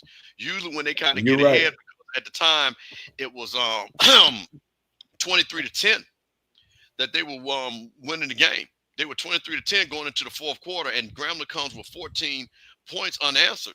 And that was the game, 23-24. And I was really shocked by that, to see that Alabama State. And again, I've said this before, and I've told Coach Robinson and I are the same age. So I remember he was in college when I was in college. And I would love for him to ask this question, even though I don't think he would be honest with it. Were they peaking a little bit ahead of Jackson State? You know what I mean? They had gotten up. Did they kind of take their foot off the gas and everything and peeking ahead of that big game against Jackson State? Because I'm really just shocked that Grambling came back. But one thing about, like I said, I've always said, Grambling is always going to have pride when you play down there at Grambling. And, hey, man, they've gotten two big wins for Mickey Joe. They beat Jackson State and they beat Alabama State. So that's something I hope that Grambling can build on. And I always say this, we need Grambling to be good. We need Grambling to mean something. The G's got to mean something. So, congratulations to Coach Joseph. I mean, he was frustrated the last couple of weeks. It looks like he's going to have to figure out what he's going to do with the quarterback position. But, hey, Grambling gets that big win. And for Alabama State, they actually had their destiny in their own hands. But now they still can beat Jackson and hope Jackson State lose to Alcorn. But if they had won this game and us losing, if they would have beat Jackson State, the East could have been theirs. Right. Now, Alabama State still got to play Jackson State, right? They play them next week. Yeah. This Saturday. That's going to be the knockout, whatever happens there. Yeah. Well, Jackson State is in because Alabama State now has 2 losses. Jackson State has none. Oh, so it's over with.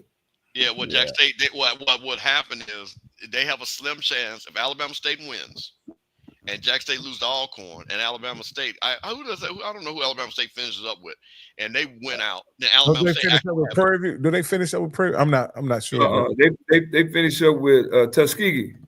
So they've got a game. Well, they've got to have that's the Thanksgiving weekend. There's a game before Thanksgiving weekend that they play somebody in the SWAC. So I don't know who that is. Okay. But the bottom line is, Coach, just to answer your question, if Jackson State goes 0-2 and they go 2-0, they actually would win the East. Wow. Now this game, we thought it would be more competitive, but it seems like down the stretch, TSU has lost some of the magic that they had early in the season. Coach Cole, I'll let you go ahead and tell us about this one since it's your alma mater. Well, once again, they just kind of playing steady ball, not real explosive. Quarterback issues, as they say. They got good special teams. They got some athletes, and that's how they're able to score, some points. But they're just not there yet. They're just not there yet, and I don't know if they ever will be. Seems like their defense is eroding as the season goes on. They started out playing pretty decent defense early on in the season, but as the season has went on, their defense has kind of been the one that let them down. And so this is similar to the score of the Jackson State game, and all of us would agree that Alcorn is nowhere near the offensive juggernaut that Jackson State is. Right. So. Hey, Rocky, I think this is a great question.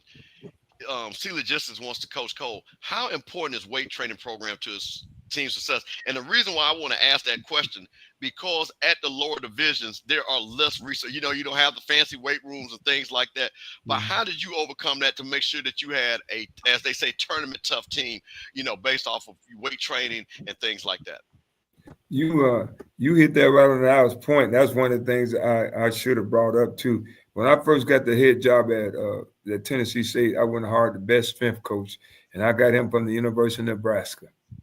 And I knew what it was. Hey, and that was the biggest difference in us weight training. And then when I went to Alabama State, I went to Baylor and got one of the best strength coaches over at Baylor, came to Alabama State. And we had that is the second best. Discipline and that weight training, that's the biggest obstacle that you have. Our 3 strength coaches at Tennessee, Alabama State, and Texas Southern. One is at Vanderbilt. The other one was with the Titans in Michigan State. And the other one went to University of Texas and back to Fresno State. So that's that's how good they were. And they were young guys coming through their system as well. Yeah. That is the main thing. You have to kind of tell people, because I think a lot of people don't understand. A lot of times, especially during the summer, I know rules have changed, but the strength and conditioning coach really runs the program during the summer per se. Why don't you tell people behind kind of the things that you were looking for in the strength and conditioning coach and what they had to put in place to get you guys ready going in, and when the coaches, as they can put their hands on the players? Yeah, because you always got to remember it's different parts of a program. You got that winter program, you got the summer program, and then you have when you come in there right in January when the kids, and then you have in season. So you have to be constantly lifting, and change your different programs as the season goes along. When the season goes along, you don't lift as heavy as you would view was in season. So that was the good thing about us. We brought in professional strength coach that knew all those things, knew all the things, the nutrition that they have, wrote up plans for our kids to gain weight, drinking chocolate milk. We did all that. We would go to the cafeteria and get chocolate milk. Yeah. Put it in the refrigerator. When the kids got too many, they drinking chocolate milk. Summer program. They all there doing the summer. And then when we used to play a game, they would tell us, coach, get big jars of pickles, get Snickers bars, sweet. I mean, everything. And that makes a whole lot of difference. Especially you got a guy who need to gain weight and a guy who need to lose weight, all that. But you're right. That's a big part of having a good program too. You're right. And see, one of the things, guys, too, is these guys take these jobs over. And let's say I'm an offensive guy and you come to this program and then next thing you know, I want to be a walk around. I want to be a walk around head coach. See, that's the number one mistake especially on Division II. You know, if I'm an offensive guy, then I'm going to take over the offense. Now I might hire a young guy where I ain't got to give him offensive coordinator money. You got to turn into a businessman. And you know, like Coach said, you got to get a strength coach. So you got to go find a strength coach that you can pay. He's gonna have to be a part. When I look at hiring coaches, especially from an offensive standpoint of view, my first is gonna be the defense coordinator. My second is gonna be the O-line coach. My third is gonna be the secondary coach. All right. Then I got to get a strength coach. Running back, you got to find a running back that got the vision. Wide receivers, shit, they come dime a dozen. Linebackers, you got to take running backs. So it's just a philosophy on how to build a program. So I just wanted to make sure I put that in there. We can't give them all our secrets, LC. You have Rocky trying to be a damn head coach. No. Waco High. Hey, y'all work too many hours, coach. I like going on vacation, coach. But here's a couple games we can look at. Townsend State against A&T. We pretty much know how that's gonna go. Townsend State. Richmond and Hampton. Gotta go with Richmond. I gotta go with Richmond on that. Then we got Delaware State and Norfolk State. Oh wow. Dang, that's the toilet bowl there. I'll go with Norfolk. They're at home. I'll take Norfolk as well. And then this will be Tennessee State's 8th win if they're able to pull it off against a traditionally pretty good Gardner-Webb team. But this year they're kind of struggling. They're 4-6 this year. What do you think about Tennessee going to Gardner-Webb? Traditionally, how do they play in that game, and do you think they can pull it out? Tennessee State gonna win. Okay. I take Tennessee State as well. And one thing about that game, that'll tell and show Tennessee State where they are. Are they for real, or was it a patsy schedule? So they can pull it out. I'm gonna ask you something. What conferences I don't? It's called the CAA. No, it ain't. No. It's the OVC and the Big South combined this year. Hold on, what? Yeah. I'm sorry. I'm thinking of. Because one time I looked at it, they had Tennessee State. They weren't at the top of the conference, but you look at their wins. We can really say they can really have 8 wins, but they ain't at the top of their conference. That's because they lost. They're 4-2 in the conference. Southeast Missouri State is 5-1, and UT Martin is 5-1. Oh, okay. Now they're up against an interesting situation. If they end up beating SEMO, they may finish second in the conference, and would 9-3 be enough to go to the playoffs? I don't think their strength of schedule is good enough. Yeah, rank the team. That's gonna hurt them. Okay. Strength of schedule might hurt them. Yeah, because I think that Tennessee Tech loss is ultimately, because I think if Tennessee Tech wins out, they would get the nod over Tennessee State because they beat Tennessee State head to head. Yeah. All right. What about this one right here, Coach? Campbell, what you think? Listen, man, the train don't stop, man. Listen, this is hey man, this is just another stop. You know, they're going up there to Maryland before they make it to Atlanta, man. The train's not stopping. Chennisberry, I think those guys can smell it. They know like I say, they got 2 more games. They win this. Like I say, win this, they clinch.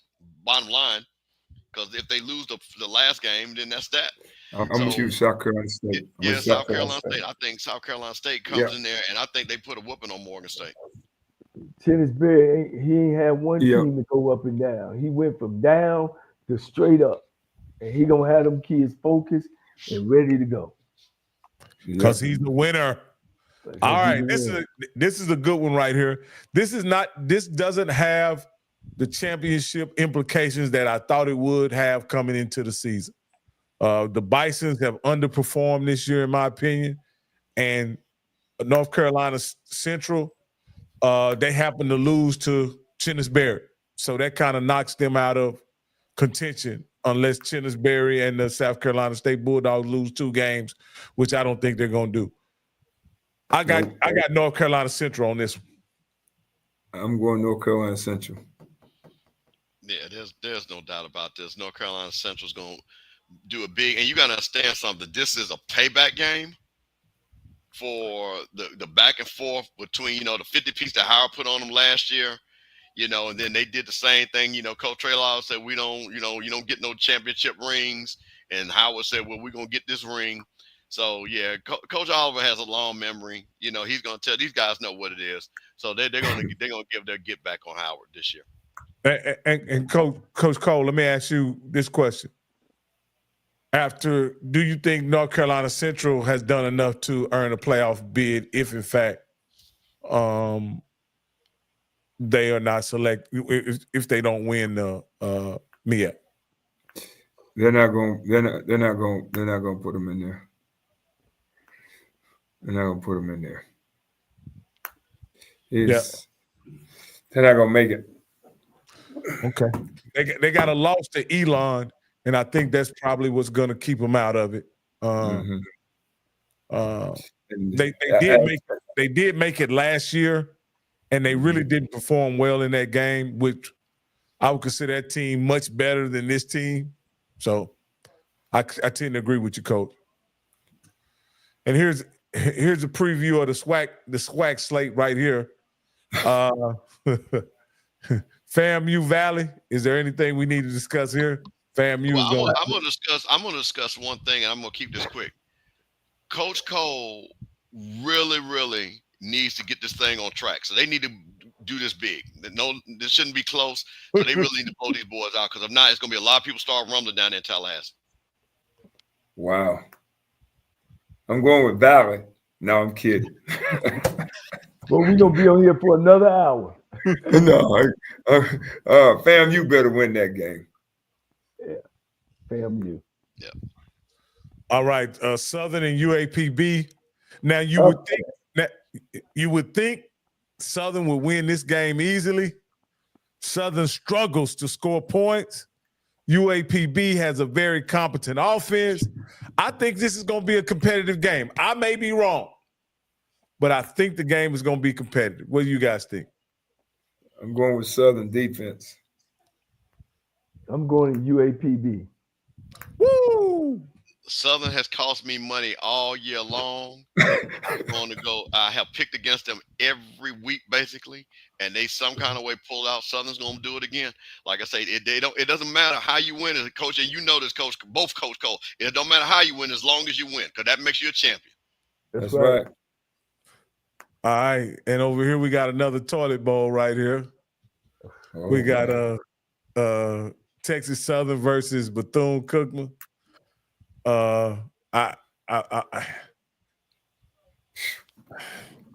believe that. I think that trip to Texas is going to take a lot out of Bethune, so I'll take Texas Southern. I'll go with Texas Southern. TSU, I love you. I'm getting back on the bandwagon. They won one. They played Southern hard. I think Texas Southern's starting to come back to the edge of the water. I'm going to give Bethune-Cookman with an upset, if you want to call it an upset. Oh, okay.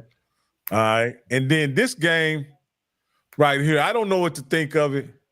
I think Grambling can salvage their season if they can pull off a victory these last 3 games. With Mickey Joseph being a first-year coach, if he just finishes strong going into next year, it'll give him team some promise going in.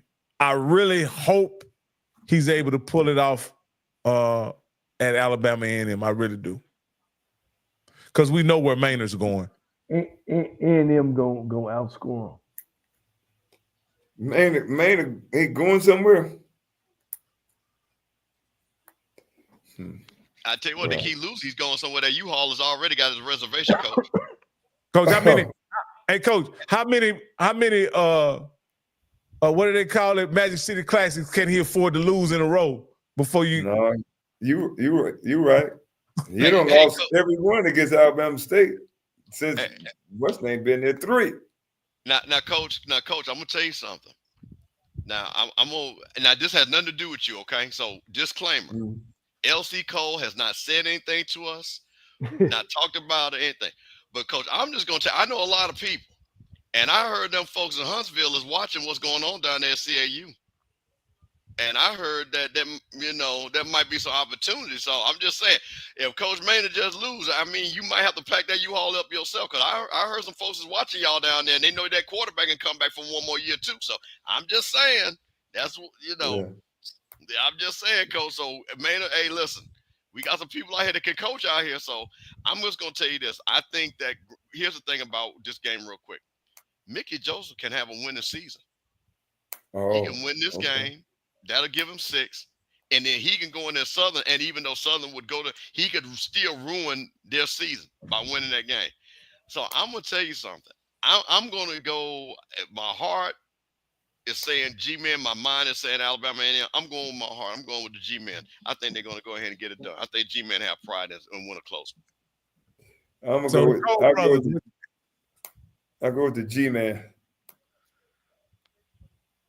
Yeah. Coach Cole, you got A&M, right?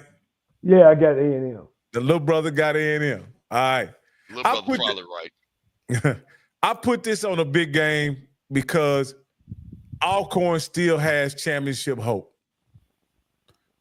Even though they've lost their head-to-head, if Southern loses out, Alcorn could possibly go to the championship.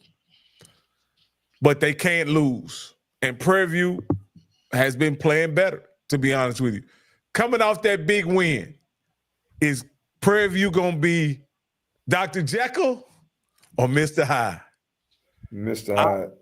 Yeah, I think so too. Mr. Hyde, I got Alcorn in this game. I got Alcorn. Yeah, what do you got? Doggone well that Prairie View, they still gonna be talking about them beating Florida A&M even when this game starts. We beat FAMU, and that's gonna be, Coach. You know that's the worst thing that you could ever do. Still talking about the game last week, not talking about the game this week. And I'm telling you right now, those folks at Prairie View are still talking about the FAMU game, and I don't care what those say. And I think that's just not a good thing. I think Alcorn is going to win this game. Yeah, I agree. I'm with you. Last one, and the biggest one of them all. This is probably the South Carolina State game is pretty big, but I think this game is pretty big as well. This is definitely the biggest game in the SWAC. Jackson State has all but secured a spot in the championship. Again, like you mentioned, if Alabama State wins this game and Jackson State loses to Alcorn, Alabama State, and just to clear things up, Alabama State, I believe, hosts Prairie View, if I'm not mistaken. Correct, right. All right. So, Alabama State still can win a championship, still go to the SWAC championship if, in fact, they're able to win this game and Jackson State loses. I think that those are slim chances. I got to take Jackson State on this one. I've seen nothing this season that makes me think that Alabama State can win this game. I'll go with Jackson State. Jackson State, baby. Yeah, Listen, they got I'm five from Jackson. finals. I said that Jackson State and FAMU were the two best teams in the East. I said it was 1 and 1A. Jackson State has proven that they're the one, and we might be 1B. But there's no change from that. I think Jackson State understands the mission, and I think these guys are really, like I said, they know who they are. And that's what I like about Jackson State. They have not deviated. They got the quarterback situation, and Irv Mulligan will probably be the SWAC player of the year. I think Alabama State in the first half will kind of frustrate, kind of like what happened with Bethune. They'll kind of frustrate them, but I think Jackson State pulls away in the third and fourth quarter. All right.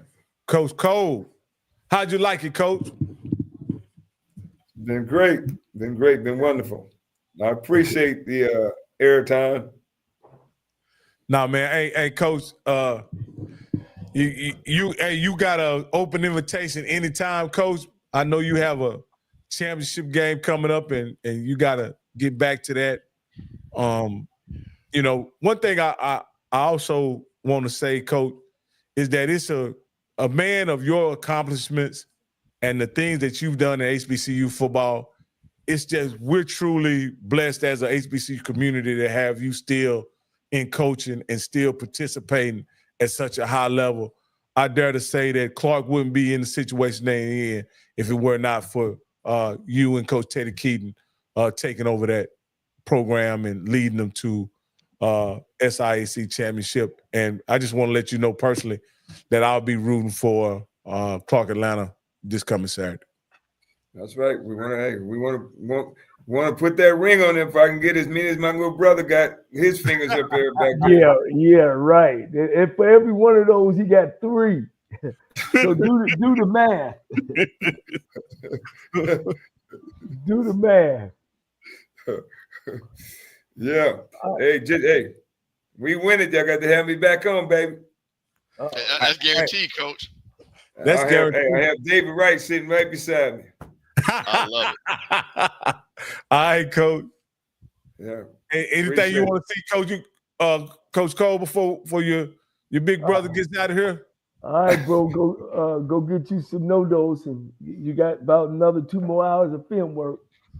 Yeah. I was here till 1 o'clock last night, but it's 11. I still got 2 more hours. Hey, yeah. I wonder what's down the hallway. Probably crickets. Yeah, it's quiet down that way. I'm the only one in the building. Hey man, look, you gotta put it in. That last film, you say, I got him. When this guy line up right here, this is what they do.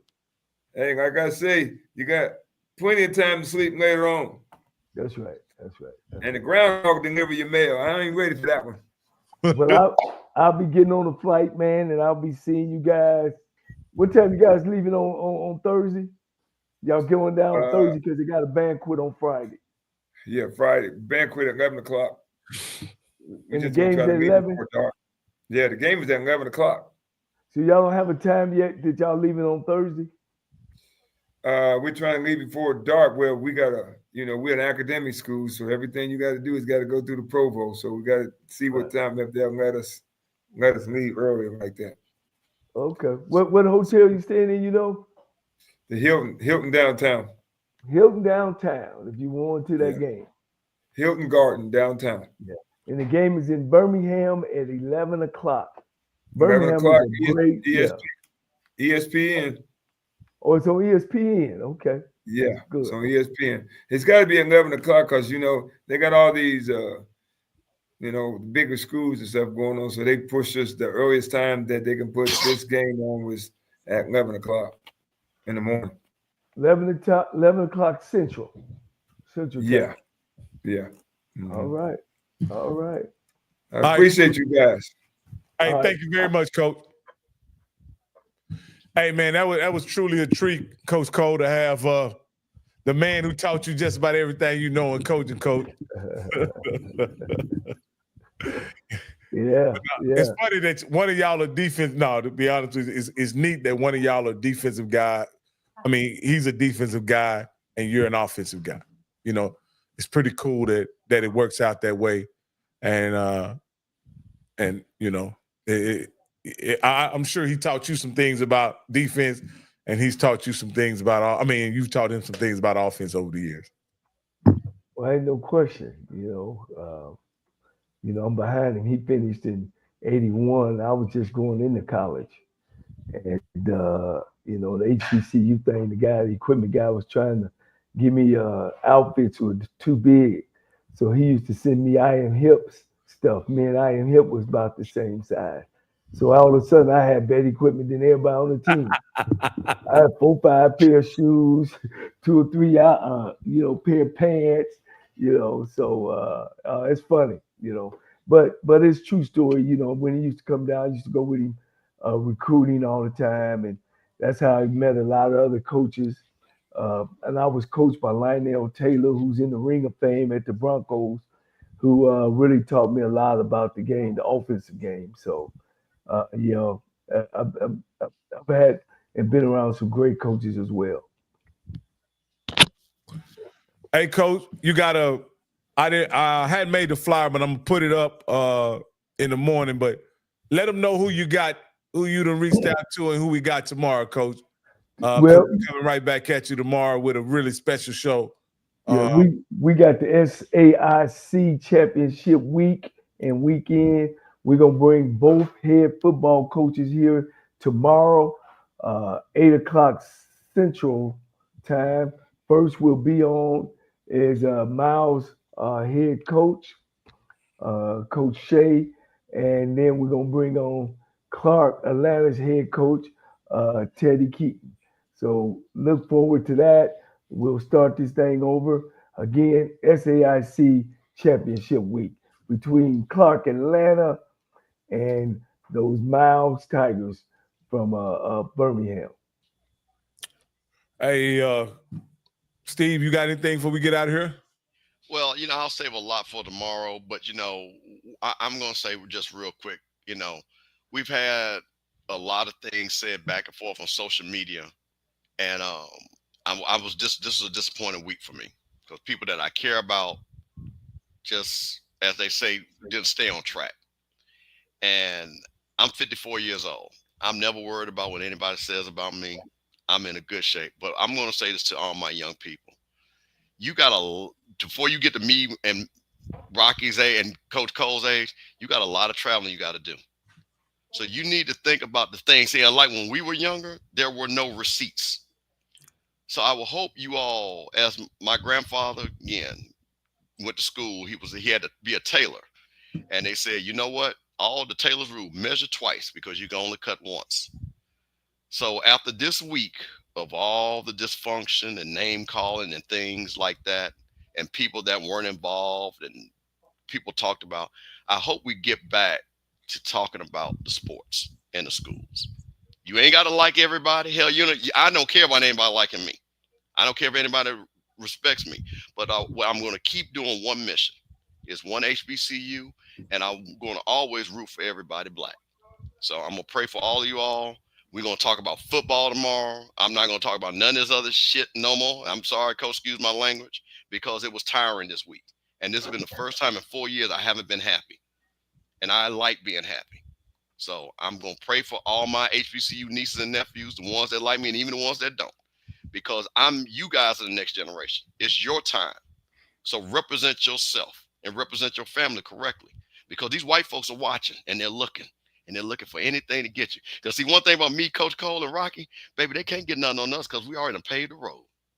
Right. We already paved the road. So we in good shape. So nothing that you can say about me is going to tarnish my star. So remember that, young folks. I'm already here. You trying to get to where I'm at. Right. Are you going to take us out of here, Coach? I'll take us on out, Coach. Very, very disturbing incident happened down at Tuskegee Institute. It's the second time that there was some shooting going on at an HBCU campus. Had nothing to do with any HBCU student. One was dead. And man, that's just totally out of order. Tuskegee was celebrating its 100th year of homecoming. Of course, the Tuskegee Airmen, the school Tuskegee University is one of the top schools in the world, HBCU or not, one of the top schools in the world, known all over the world. And today they got a black eye for something that happened on the outside. I don't know why anyone would have to bring a gun to a homecoming. I mean, it's off target. So if you having those type of issues and those type of problems where you got to carry guns around with you, then you need to look in the mirror and look at yourself and about the people around you. As I always say, man, when you're feeling yourself down, tie a knot at the end of the rope and hold on tight because nobody is bad.